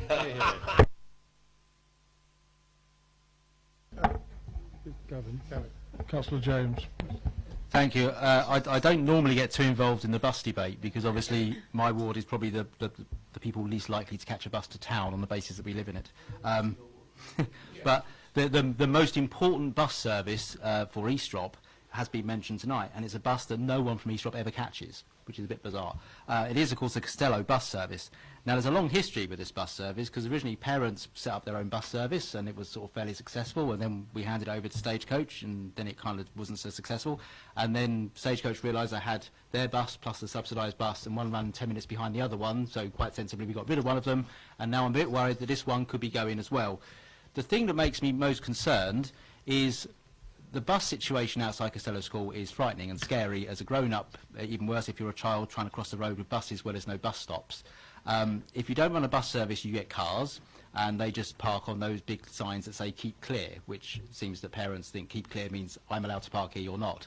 And it's not the purpose of them. And it's a very, very dangerous place to be. Now, I've been in discussion with the school, and we're looking at whether or not there's a way of providing a bus pullover place for it, etc. What concerns me now is if we go down on a journey of making sure that we've got a safe bus drop-off point, and then we have no bus to park there, then we've wasted an awful lot of time, effort, and money. So it's firstly just a plea to the portfolio holder. Although none of my residents catch that bus, it's massively important to me and my residents, so can she please make sure she includes me, because I guess it's mostly Liphook and Basing councillors that would be interested in what's happened to that service, but it really is very important to Eastrop, because we can't afford any more traffic on that road. So I ask her to keep me in the loop. The other thing was just a question about one of the survey, I think it's page 58 of 69, and it's a second bullet point down the page, and it's about this public survey taken by BDBC in July 2013. And it says out of 976 responses who answered the question, if you could change one thing about the existing bus service, what would it be? 6% said cheaper fare prices. Now, it's an odd question, because as you said, if there's two things you could change about the bus service, because the first thing might have been I'd like a bus. So I don't know whether prices do matter or not, it doesn't really tell us. But also, I don't know how that survey was constructed. Because if it was a survey carried out on a bus, then anyone who's been priced off the bus wasn't there. If it was carried out in the afternoon, when perhaps there's a lot more retired people with a bus pass on a bus, I guess they're not too bothered about the price because they've got a pass. And you do tend to find by these surveys that often they're completed by the time rich rather than the time poor. So the people who are paying fares were too busy dashing off to work or collecting the kids from school to do a survey. And again, we've got a lot of respondents who were with a bus pass. So I just want to understand how that survey was done, to get a flavour of how accurate that figure may be. I didn't actually do the survey myself, but I do know a lot about it, actually. It was done in a number of ways. It was done on the bus. It was done at drop-in centres. The library, schools, doctor surgeries were all given leaflets. It was done online. And you could also... I believe you could also do it by the telephone as well. So they did some actual face-to-face on the bus things and face-to-face on the phone as well. Excuse me. These results that you read here, not everybody answered every single question. So some people chose not to answer some questions, obviously, as they do. And so where you'll probably find that where people found more important things for them, they replied to those questions, and when something like affordability was not so important to them, they probably ignored it, but we've got no way of tracing that back. Just that it's included as if prices don't matter, but actually what we're saying is we're probably not sure whether it's really that's the situation. I mean, it'd just be nice to, I don't know how you get a flavour of whether the people who aren't using buses would if they were cheaper or not, because obviously our big concern is with the traffic things we've got, and we were sat here, I was sat in a different meeting talking about infrastructure and transport problems, particularly with a growing town, is that if people are priced off the buses, we need to understand that, because there may be that there's a whole pool of customers we could tap into somehow, other than young people, which of course we should be, offering discounts to. I think there's no real answer to that question, because we don't actually know why people answer those questions. So, but we could do some further research. When we do another survey, we could be more specific on those questions if it would help understand that. Councillor Harvey. Thank you, Chair. Just one additional point, if I may. One issue that was raised and continues to be raised is access by a lot of people to work via public transport in the town, and in particular having conversations with Sainsbury's employees, particularly down in Hatch Warren, and continue to have issues of shift work and the relationship to public transport. I wouldn't want us to have this debate this evening without putting that on record as still being a fairly major issue for an awful lot of people in the town who rely on public transport. I mean, car ownership is a particular point in a number of our wards where you might assume one statistic, actually the reality is quite something different. There are a significant number of people in Basingstoke who do not have access to a car and therein rely on public transport to get them to and from their work. Councillor Regan. Thank you, Chair. Just to answer your question about would I be nice to Mr Dyer, of course I'll be nice to him, but he should be nice to us the amount of subsidy he's getting. Regarding the issue picked up by Councillor Leach, the disability, yeah. I mean, one of the things I will sing a praise again of Councillor Osterton and Peter Smith is that they listened to us, and specifically me. I pointed out that the number 4 Hampshire County Council contract did not specify that the hospital bus had to have a low-level disabled access bus, which is crazy. But I'm pleased to say that our contract with Stagecoach is low level, and they have been actually, even the number 4 now it's been improving. But just to point out about the trains, I mean, the South West trains I think generally are low level accessible, I think actually. Well, he's telling me you know more than me. Sorry, the London trains are not, but the worst offender is the cross-country trains, which are like climbing up I mean, even my wife with her arthritic hip has to struggle getting up there. I mean, that's some issue that needs addressing, the access to trains, actually. And actually, Stagecoach communication, it's been very wanting, actually. I mean, the subsidised service, which Peter and Kathy organised, the 3B, was not really publicised such. I know it was done in a rush at the time, but thankfully, we as council stepped in and put out a leaflet and told everybody it was happening. And hopefully that's had some effect on this usage. And we basically are telling them use it or lose it. And the survey, I think, which is a review, is important. I mean, as Councillor Harvey's pointed out, as I pointed out a bit earlier, it's that many of the buses were cut from regular services and routes changed and cut down to an hour. Hence, people can't get to work. So that comes out in the survey most strongly, actually, that some of these needs reinstating and looking at. And also, to show that we've had to stand in and subsidise a bus service in my ward for the Bergstate 2 miles from town centre on the Winchester Road by B&Q, and they could not run a commercial service there. I mean, it's not somewhere out with respect to rural areas, it's not somewhere out in the middle of nowhere. It's an estate by town, and so there's something seriously wrong. So I hope it all comes out in the review. But again, I'd like to thank the Councillor Austin and the team. Councillor Leach. Well, it's a clarification about the trains. Yes, they are low, but they're not low enough that you can get on them on your own. The cross-country ones are like climbing a mountain, because you have to go at such an angle. They are really tall, but yes, they are low, but they're not low enough for a person in a wheelchair to go from platform to train without a ramp. So I'll just clarify that. Councillor Potter.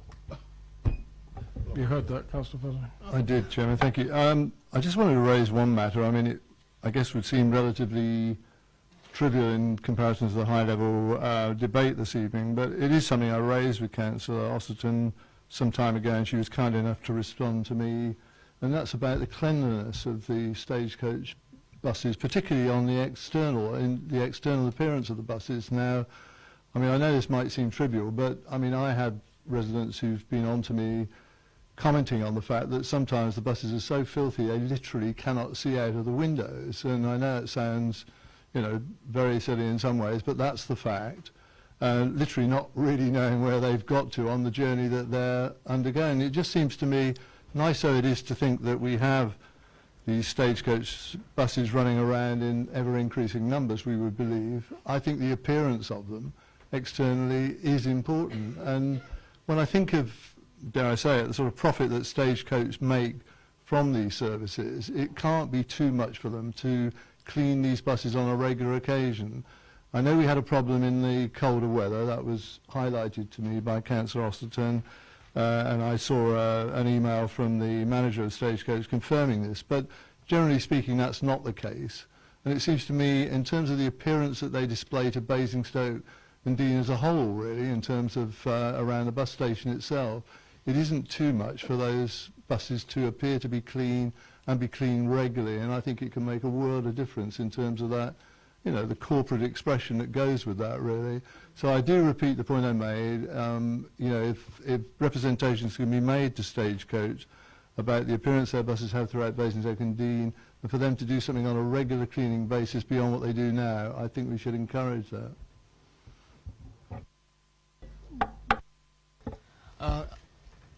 I'd just like to say that following Councillor Potter, your email to Councillor Osterton, which was during the bad weather, we did get assurance that Stagecoach do clean their buses inside and out every day. However, if this is not the case, we can bring this up at the next meeting that we're having. We have a meeting this week, funnily enough, and we can bring that up and just reinforce and say thank you very much, but you know, perhaps you could try a little bit harder. You could perhaps, you know, just clarify whether or not you do clean buses every day. Okay, well, thanks very much for all your offerings and your responses to the members, and thank you, members, for what you've been saying. We will be facing a new world when we do see Mr. Dyer, because the subsequent reviews and changes going on, but hopefully he will be here before they've actually got everything finished and underlined, which will make a much more constructive meeting on that occasion. We'll see. Thank you.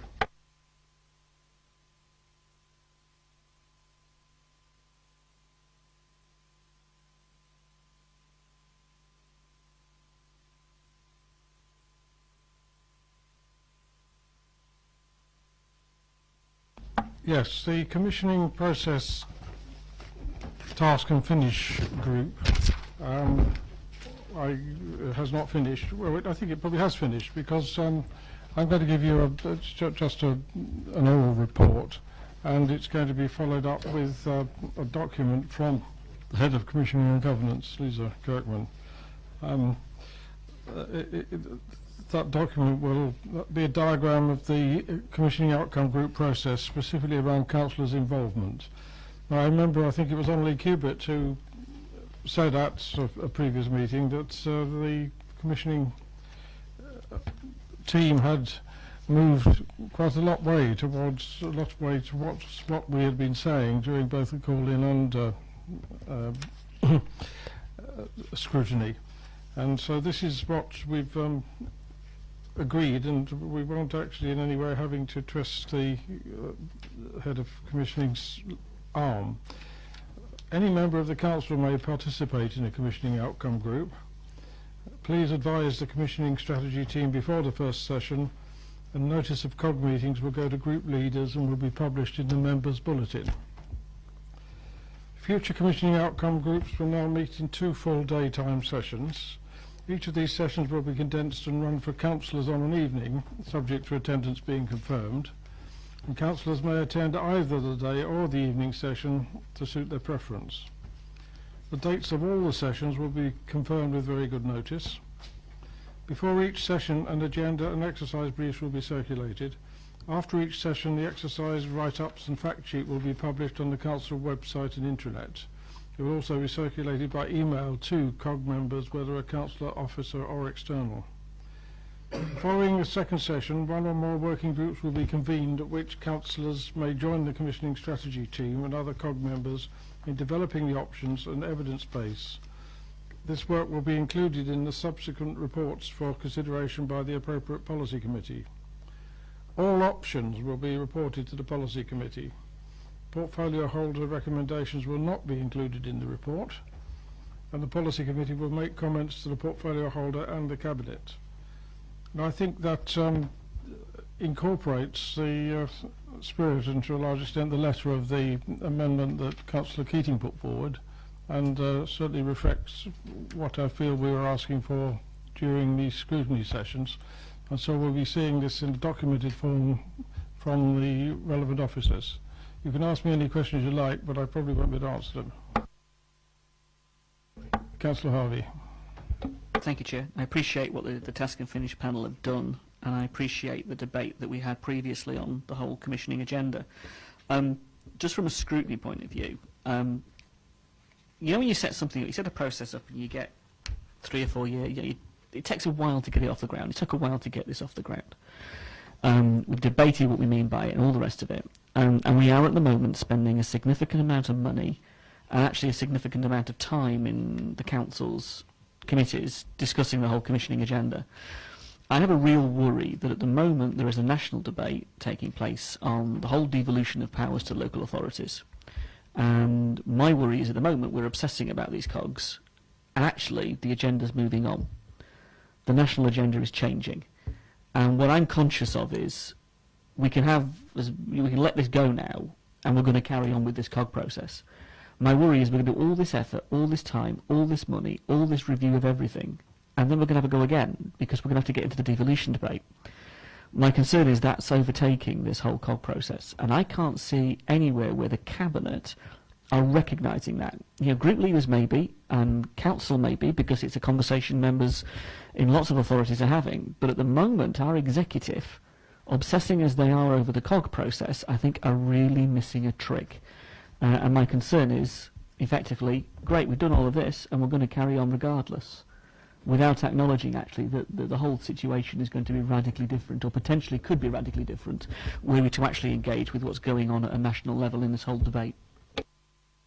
Well, I think what we have here is successive scrutiny, without having to go to the Cabinet with it, and the Scrutiny Committee is not going to let it go, so whatever moves there are forward,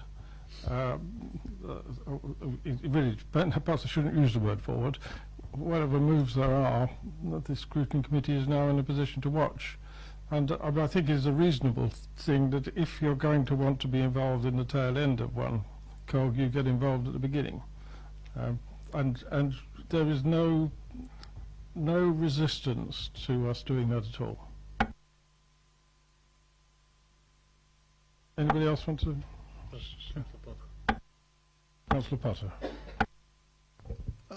Genuinely grateful, Chair, for the summary that you gave of where I think this has got to.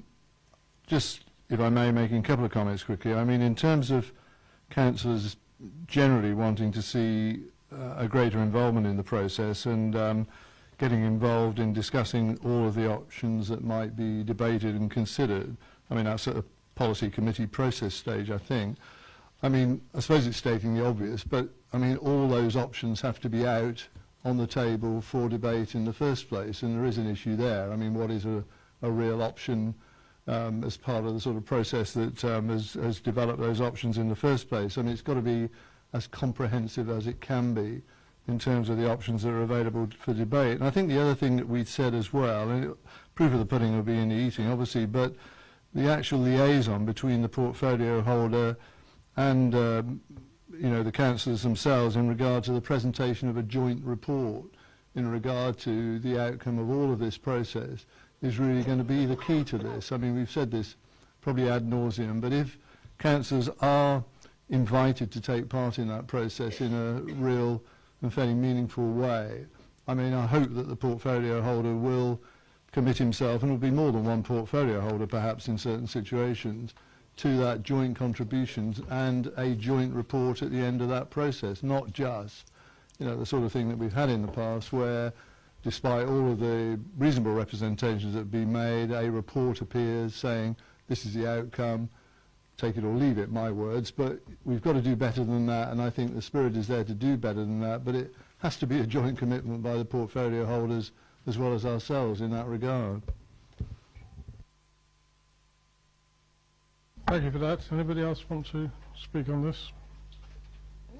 I didn't think it was appropriate for me to issue a document, although of course it'll be attached to the minutes, but it is going to come from the appropriate team.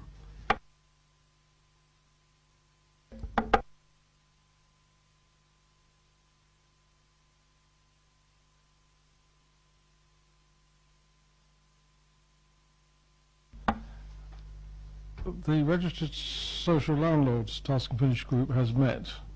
I regret that I wasn't there, and that there have been some action since then. I hope that all of you have received the inquiry to report on with evidence on interactions with registered social landlords, and so that group will continue.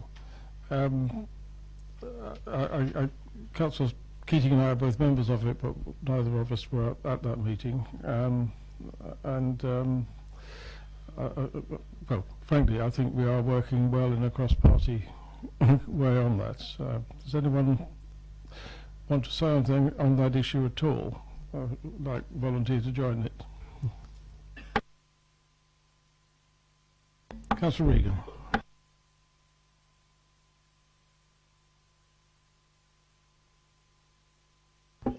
Thank you. Sorry, you're looking for somebody to go on the committee to look at RSLs, isn't it? We already have a group, and when I was inviting people to speak, I said one thing you could say is I volunteer to join it. I'll volunteer to join it. That's good. That's great. And I'm sure you'll be notified of the date of the next meeting. There is one point I will mention in the open. Those of us who are served by sovereign housing seem to be more enthusiastic about this group than anyone else, and it might be necessary or desirable for us to have separate sessions with each of the major housing associations that serve the borough. Now we have the work programme.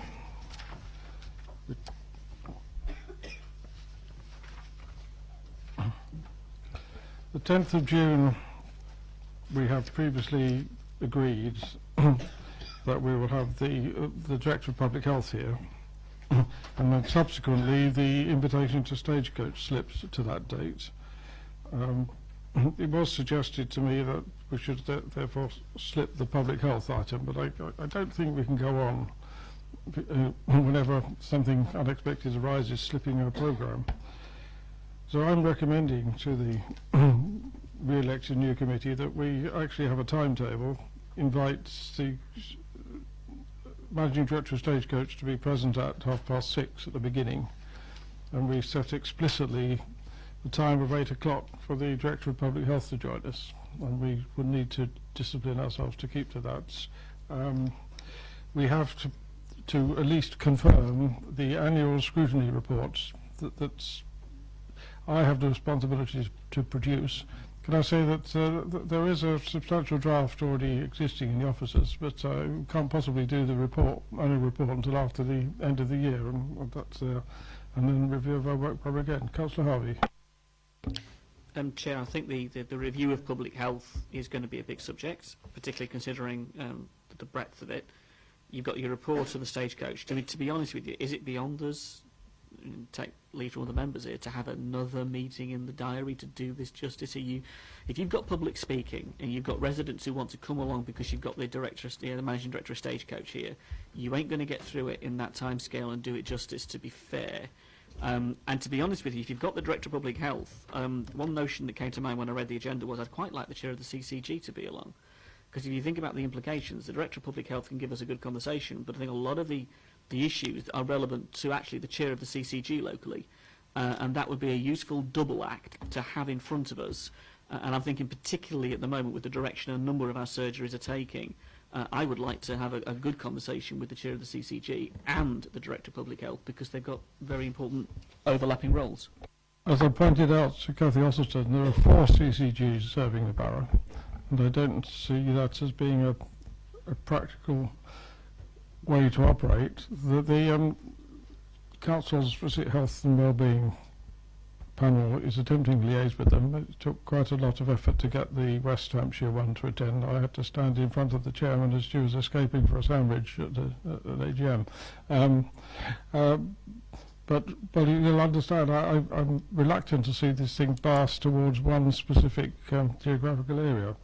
I'm frankly, I mean, I think that the CCGs and the public health work of the county council pass each other like ships in the night. I'm not sure that they're directly. So it might be a good idea. You're suggesting that's exactly why you should have them both here. I think, Paul, it would be better to say we're setting up a scrutiny programme for CCGs, because that is an area of interest. I go to their meetings when they're locally, but when they're in Eastleigh, I'm afraid I don't. So in a review of work programme, let's put in the clinical commissioning groups rather than try and interfere with that meeting. Well, as long as you won't rule out us debating that in that meeting, because I think, we'll discuss the public health stuff from the county council, yes, but there will be overlap and there will be issues raised.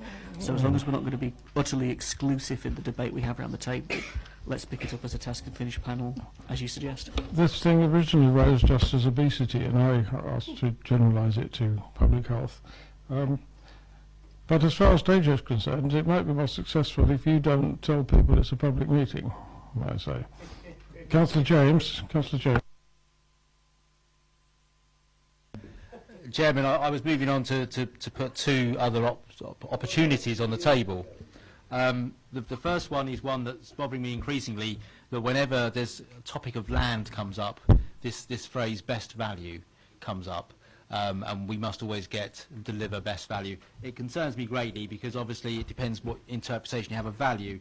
I don't know what our existing policy is on this or where it comes from, whether it's national statute, but I think we should be exploring that to make sure that, particularly when we look at areas like Manydown, that we really understand what best value is and that we're not tying ourselves to getting best profit all the time, and there's other ways of getting best value. So I think there's a piece of work which would be expanded upon to understand what we're saying when the council say, oh no, we can't do that because we have to get best value. So that was one thing. The other thing is Basing View. You'll see, I think, within the performance panel report, although it seems to be on budget, there are bits of it that are 15 months behind schedule. Now, Basing View is a significant investment for the borough. It's a lot of money that we're spending to deliver a great outcome that's going to support the economy of the borough for years to come. And I think at some point you have to stop and review exactly where you are. Now, I appreciate there's a map. It doesn't meet very often, but of course we had the MALS. The MALS also had a map, but it didn't stop us falling behind schedule and spending £2 million we weren't planning on spending because we lost the plot with the project. So we don't have a good record as a council managing big projects. So I think that's a project that we should have a public meeting to look at and explore where we are now, how is it going, why is it 15 months behind schedule, and what new businesses have moved in since we started the investment, just to make sure it's working well and see if there's anything missing. So those are the two things I'd like to throw into the future agenda. Okay, well, I'll just check if there's anybody else wants to say something specifically about the June meeting. My proposal that we do have the two visitors and a timetable. I can't believe that Mr. Dyer is going to object to going home earlier than he did last time. Paul? Just don't lose the point about having two separate meetings, if that's where we're going. Just on best consideration, I agree with Gavin. Can we throw in for the mix here about well-being and the general legal competence that we now have under the Localism Act? Because there's an overlap here that we've never actually reviewed. This whole debate about best consideration, Gavin's right, Councillor James is right, it's been left for a long time. The Cabinet have a particular view, and many others, I think, would have a different view based upon the powers that local authorities have now to serve the interests of their residents. The other point about the map on the Basing View is that map has not met in a long time, and a lot's gone on. And I'd love to know what the Cabinet member's been up to. Anybody can page him, anybody can tweet him or text him, because I'd love to know what he's been doing. Bridges aside. It's been done. Has it been done? Oh, there you go then. Just thinking that's the serious point, because actually that map was very effective, and actually when it was working, in all seriousness, from a Cabinet point of view, it was briefing local members very effectively. We haven't had that for a long time.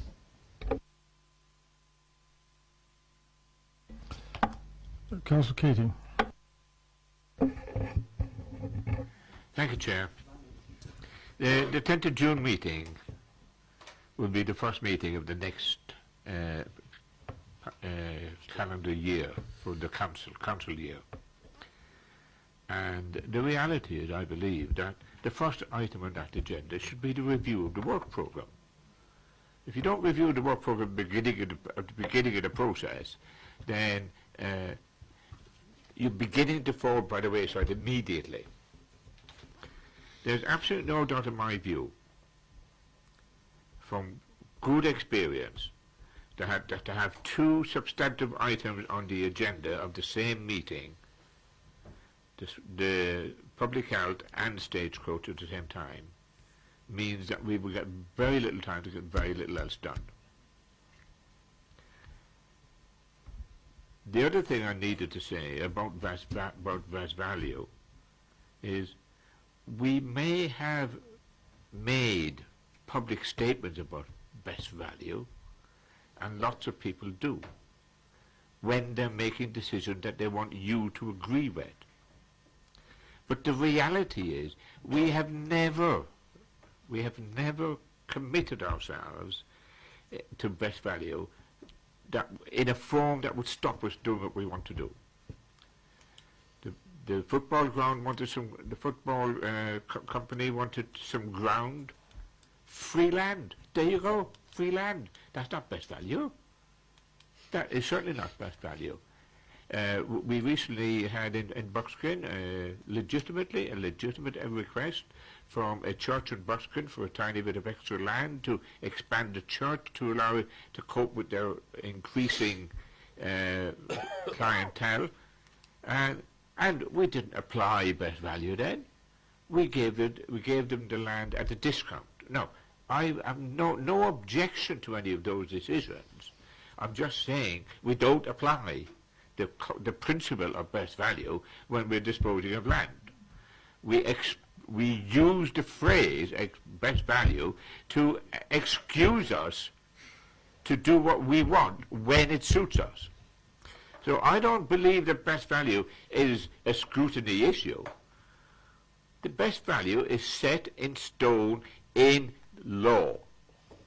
But it's complemented by other bits of law which says you have an obligation to do things for the public, and you have the ability under the community legislation to do it for the public in the best way you decide.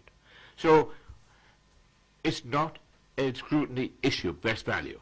It's a topic of discussion at the audit committee perhaps, or elsewhere. It's not a huge issue. Thank you. What I've noticed, Sean, is that whatever it is, best consideration, and I'm particularly interested in it as an aspect of viability, is not necessarily interpreted here in Basingstoke and Dean the same as everywhere else. And actually this scrutiny committee, we're actually told in notes that we should get out of it, is able not only to look at how it's dealt with here, but how it's dealt with in comparable authorities. So I think that would be worthwhile. On your question of putting the review of the work programme on first, I believe following a briefing earlier today, there are suggestions of innovative ways of doing the work programme that would not be an agenda item at the committee, but involving all members. Is that my recollection correct? You're the best person to judge that. Because I wasn't there.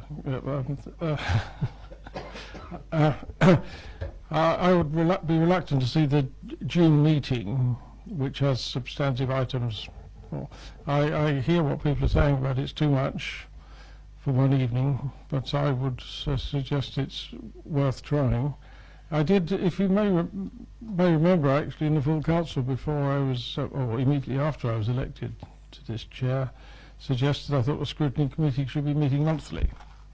Then the next one was stuck in September, which was supposed to plug the gap. Now I think we should be doing a lot of our work through the task groups and the planning groups, and there shouldn't therefore be a need for us to meet more frequently. And planning the future programme is something that can come through that, so perhaps with the help of new expertise that the council's got on board. Now I've added, we have on the items to be timetabled ever since we started, education standards review of attainment, effectiveness of the Children's Trust, county functions, in particular the overlap on who funds whom, and recognition and resolution of complaints.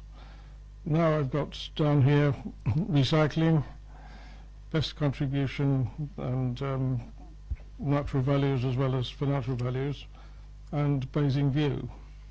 I do think we need now to think as far ahead as July, and we could start documenting and planning the scopes of those items.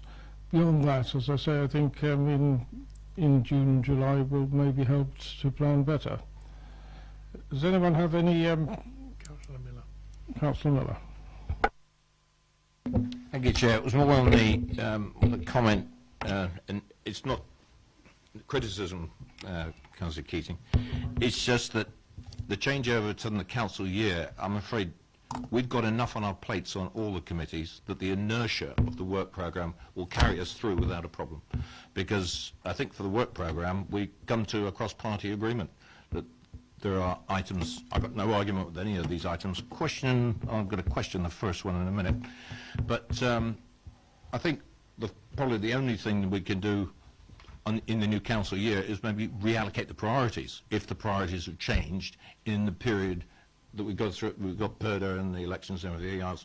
We know what we want to cover. There's a whole long list here that cover every scrutiny committee to the end of the next council year. And it's just a question of priorities.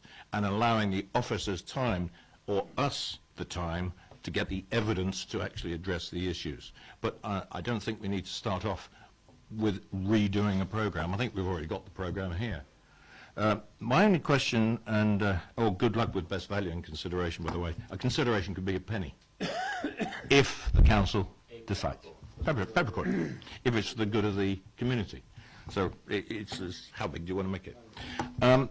Education standards review of attainment. I'm a governor at 2 schools in Basingstoke. It's the school's problem. It's the local education authority in one case, and it's an academy in another case. I'm not quite sure what we're doing with our time here about levels of attainment. We know what levels of attainment are. They're called exam results and Ofsted reviews. And I'm not quite sure what the Scrutiny Committee in Basingstoke Borough Council is going to talk about, or unless it's going to become a talking shop, because we can't actually do anything about it, because the system is in place. You can't change teachers from Basingstoke Borough Council.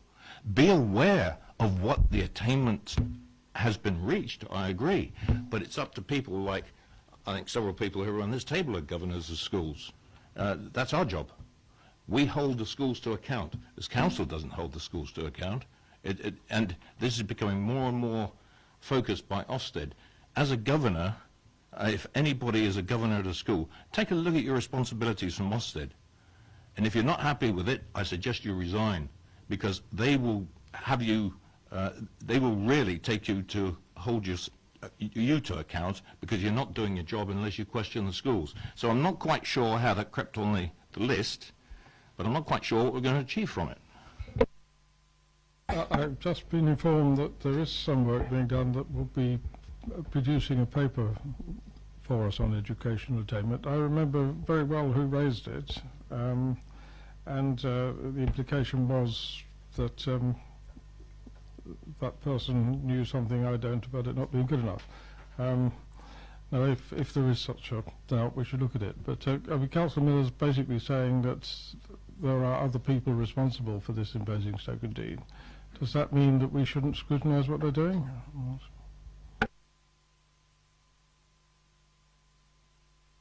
Councillor Harvey.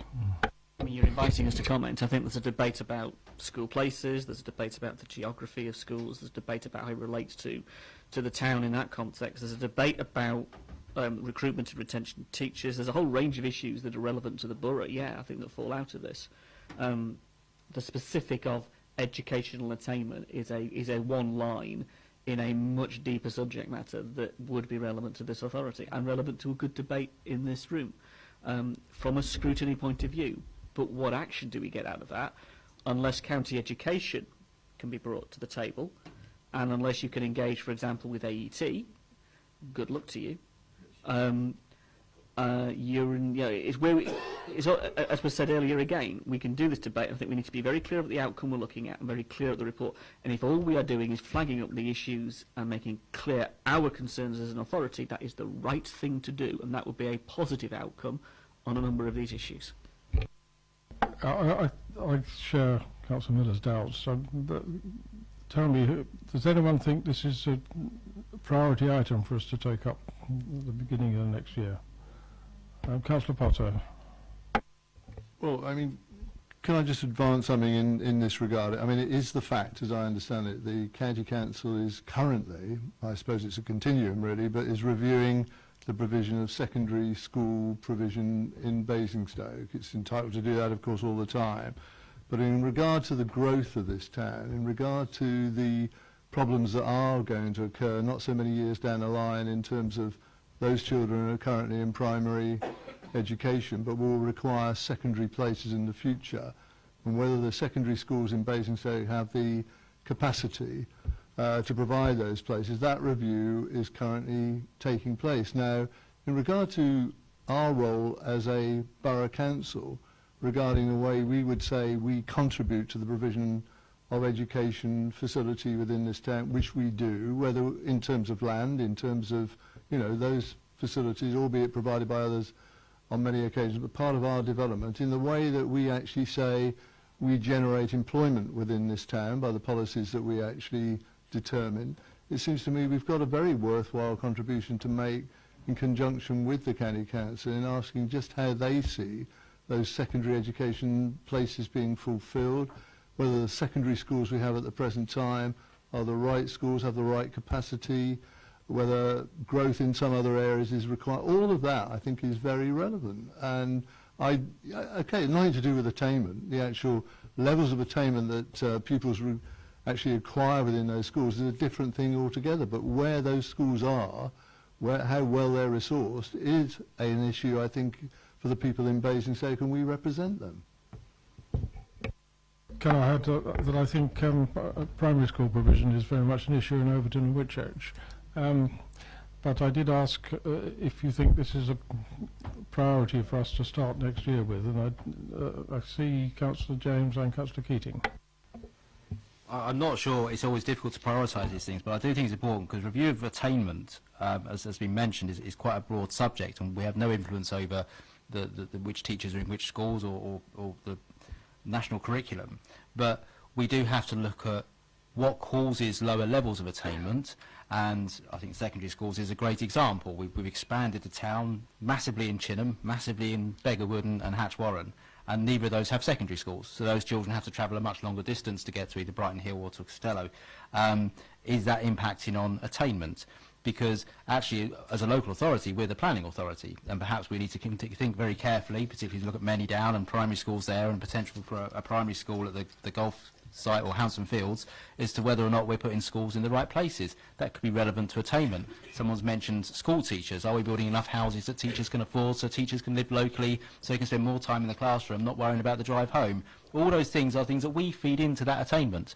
And we're only going to understand how important those aspects are to overall attainment by actually understanding and listening to or studying the attainment levels from schools, making that comparison and seeing whether or not actually there are things we could do to change it. And it's probably quite relevant with the local plan emerging as it is, that it is moved fairly quickly. It has been there for a while. I think there's a lot of evidence to gather, and then it's a case of us working out whether there is something that we should be doing that we can impact upon to actually improve that attainment. So there is bits that are relevant to us as a local authority in how we make sure that children are living close to a school that delivers great service, and we're not putting barriers between children and achieving their full potential. So I think it is important. Obviously, anything else, such as the Basing View, I think we're obviously going to be pushing into, if we're asking officers to prepare a report on those issues, we need to give the warning now, because it's not something they can churn out in seconds. I mean, Basing View they probably could, because they should know exactly what's happening.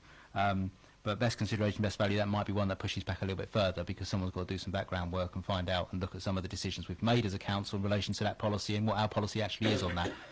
But I think the school one is one that it may not be a big topic. It may be something that actually it's about gathering some evidence, a lot of which can be prepared by officers that looking at the league tables and everything else, and then bringing in perhaps some heads of school heads, just to understand exactly how we could fit into that. May not be the biggest piece of work, but we might get a few very interesting things out of it. I'm informed by my lovely assistant that the CEP is the committee that inherits the task of meeting HCC every year, and there is a briefing going out soon on the members' bulletin, after which consideration could be given to bringing them in.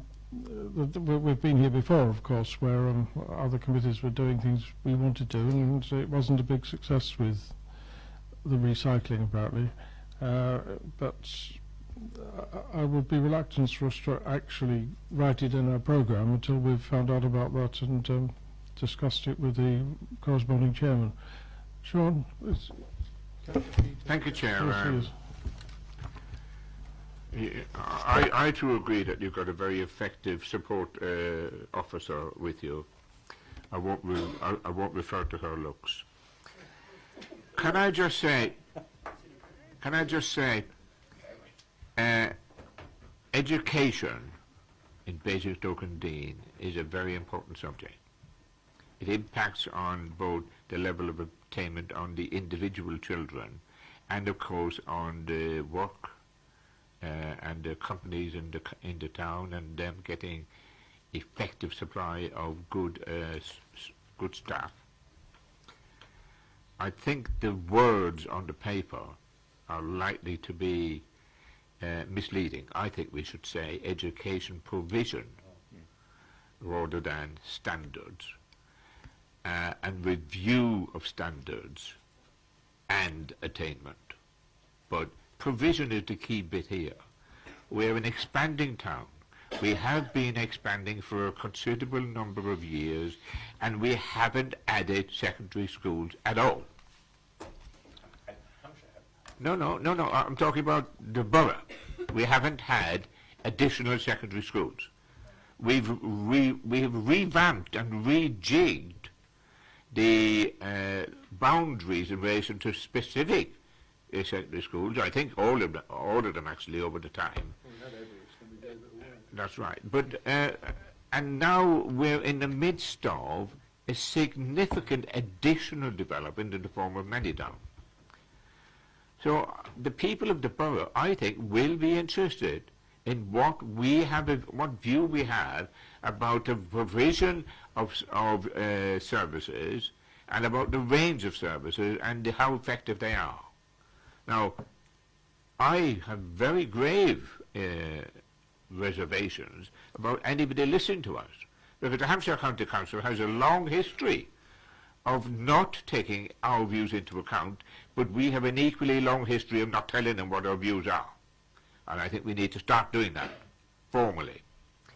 I think the breakup of the schooling process, we now have free schools, we have academies, we have regular secondary schools, and the reality is they're operating in silos now. They're operating in silos.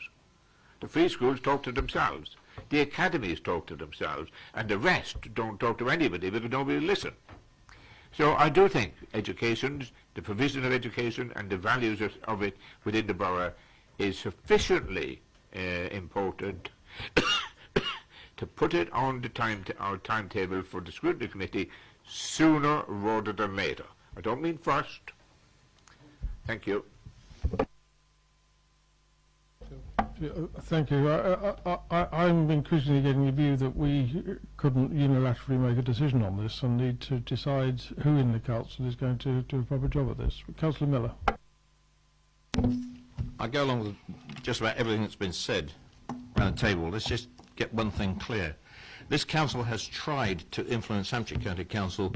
I wasn't here, but I know from personal experience within my ward for over 15 years to try and get schools inside and close to and because of new developments in Basingstoke-on-Deane. They have singularly failed because Hampshire County Council don't listen. They let the developers get away and leave the land fallow that were allocated for schools. And I'm afraid I'm very cynical unless we get the LEA, and I'm an LEA governor and I can't get anywhere with them, into the committee here to express our concerns, and I think that's about as far as we can go.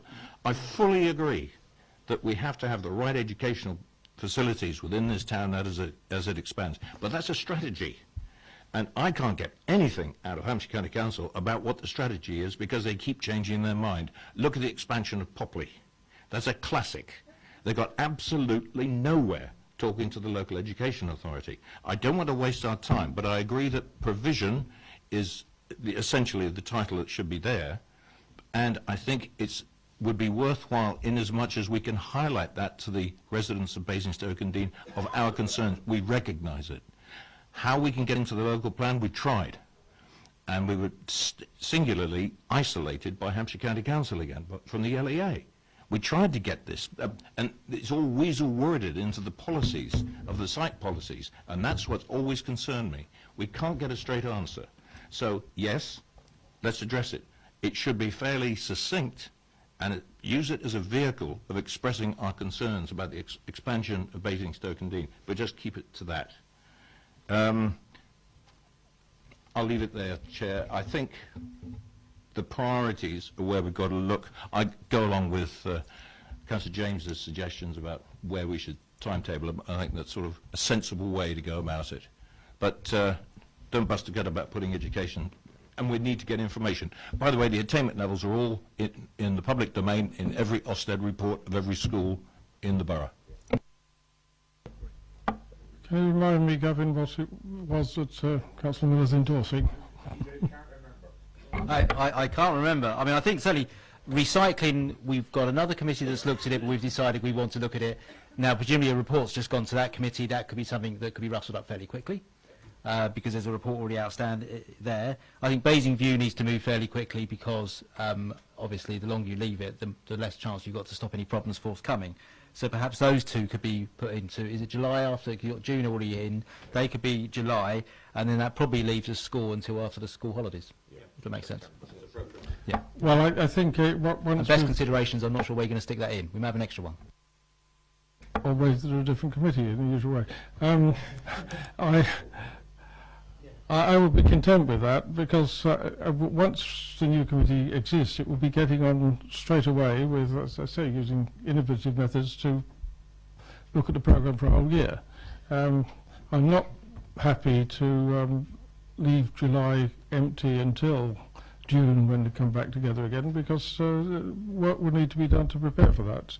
So can we take that then, the recycling and Basingview as the two topics we're adding after the June meeting, and that's as far as we're going to go now. But I know that Ian Tilbury was wanting to... Yeah, just to say, Chair, I mean, you know, you probably spent half the meeting talking about what you can do at the next meeting, but as a standing one who's stood in a couple of times already this year, but I think the point is, I think Councillor Miller makes the point, is, yeah, we can't control what Hampshire do with education, but that doesn't mean we shouldn't try and influence it. A lot of things we cover, and that's the whole point of scrutiny, is that you can cover these areas, but I think it's probably also a good advert for why we should be a unitary authority and get rid of Hampshire.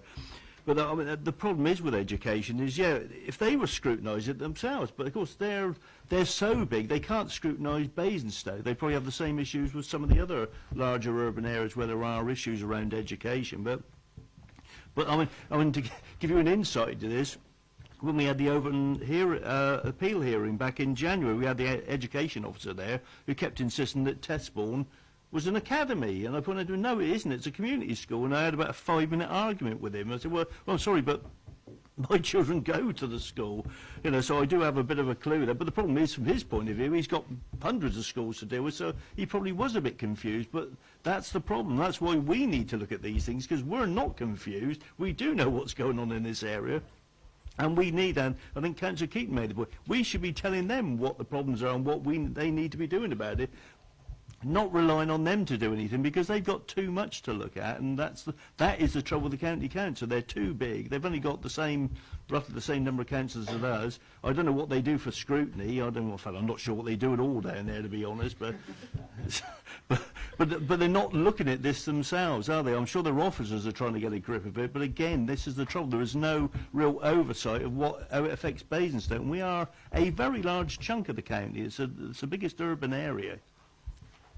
And I think we do get left out of that, and this comes up time and time again. I think, it's no good waiting for them to look at these things and for them to scrutinise it, because they never will. They've got too many other things to do. We've got to help them with these things, just as, we brought in Stagecoach to deal with the buses and other things like that, and even public health. We're not responsible for public health, much of this that we were, but it's, all we can try and do is influence these bodies where they have the greatest impact. So, I think it's something that does need looking at, because it is important. Thank you, Chair. I think we're all agreed that it's important, and we'll give notice that we are intending to go down this path, and so people can start looking at it, but it won't be in June or July. Okay, everyone content with that as far as we're going to go? Well, thank you all very much.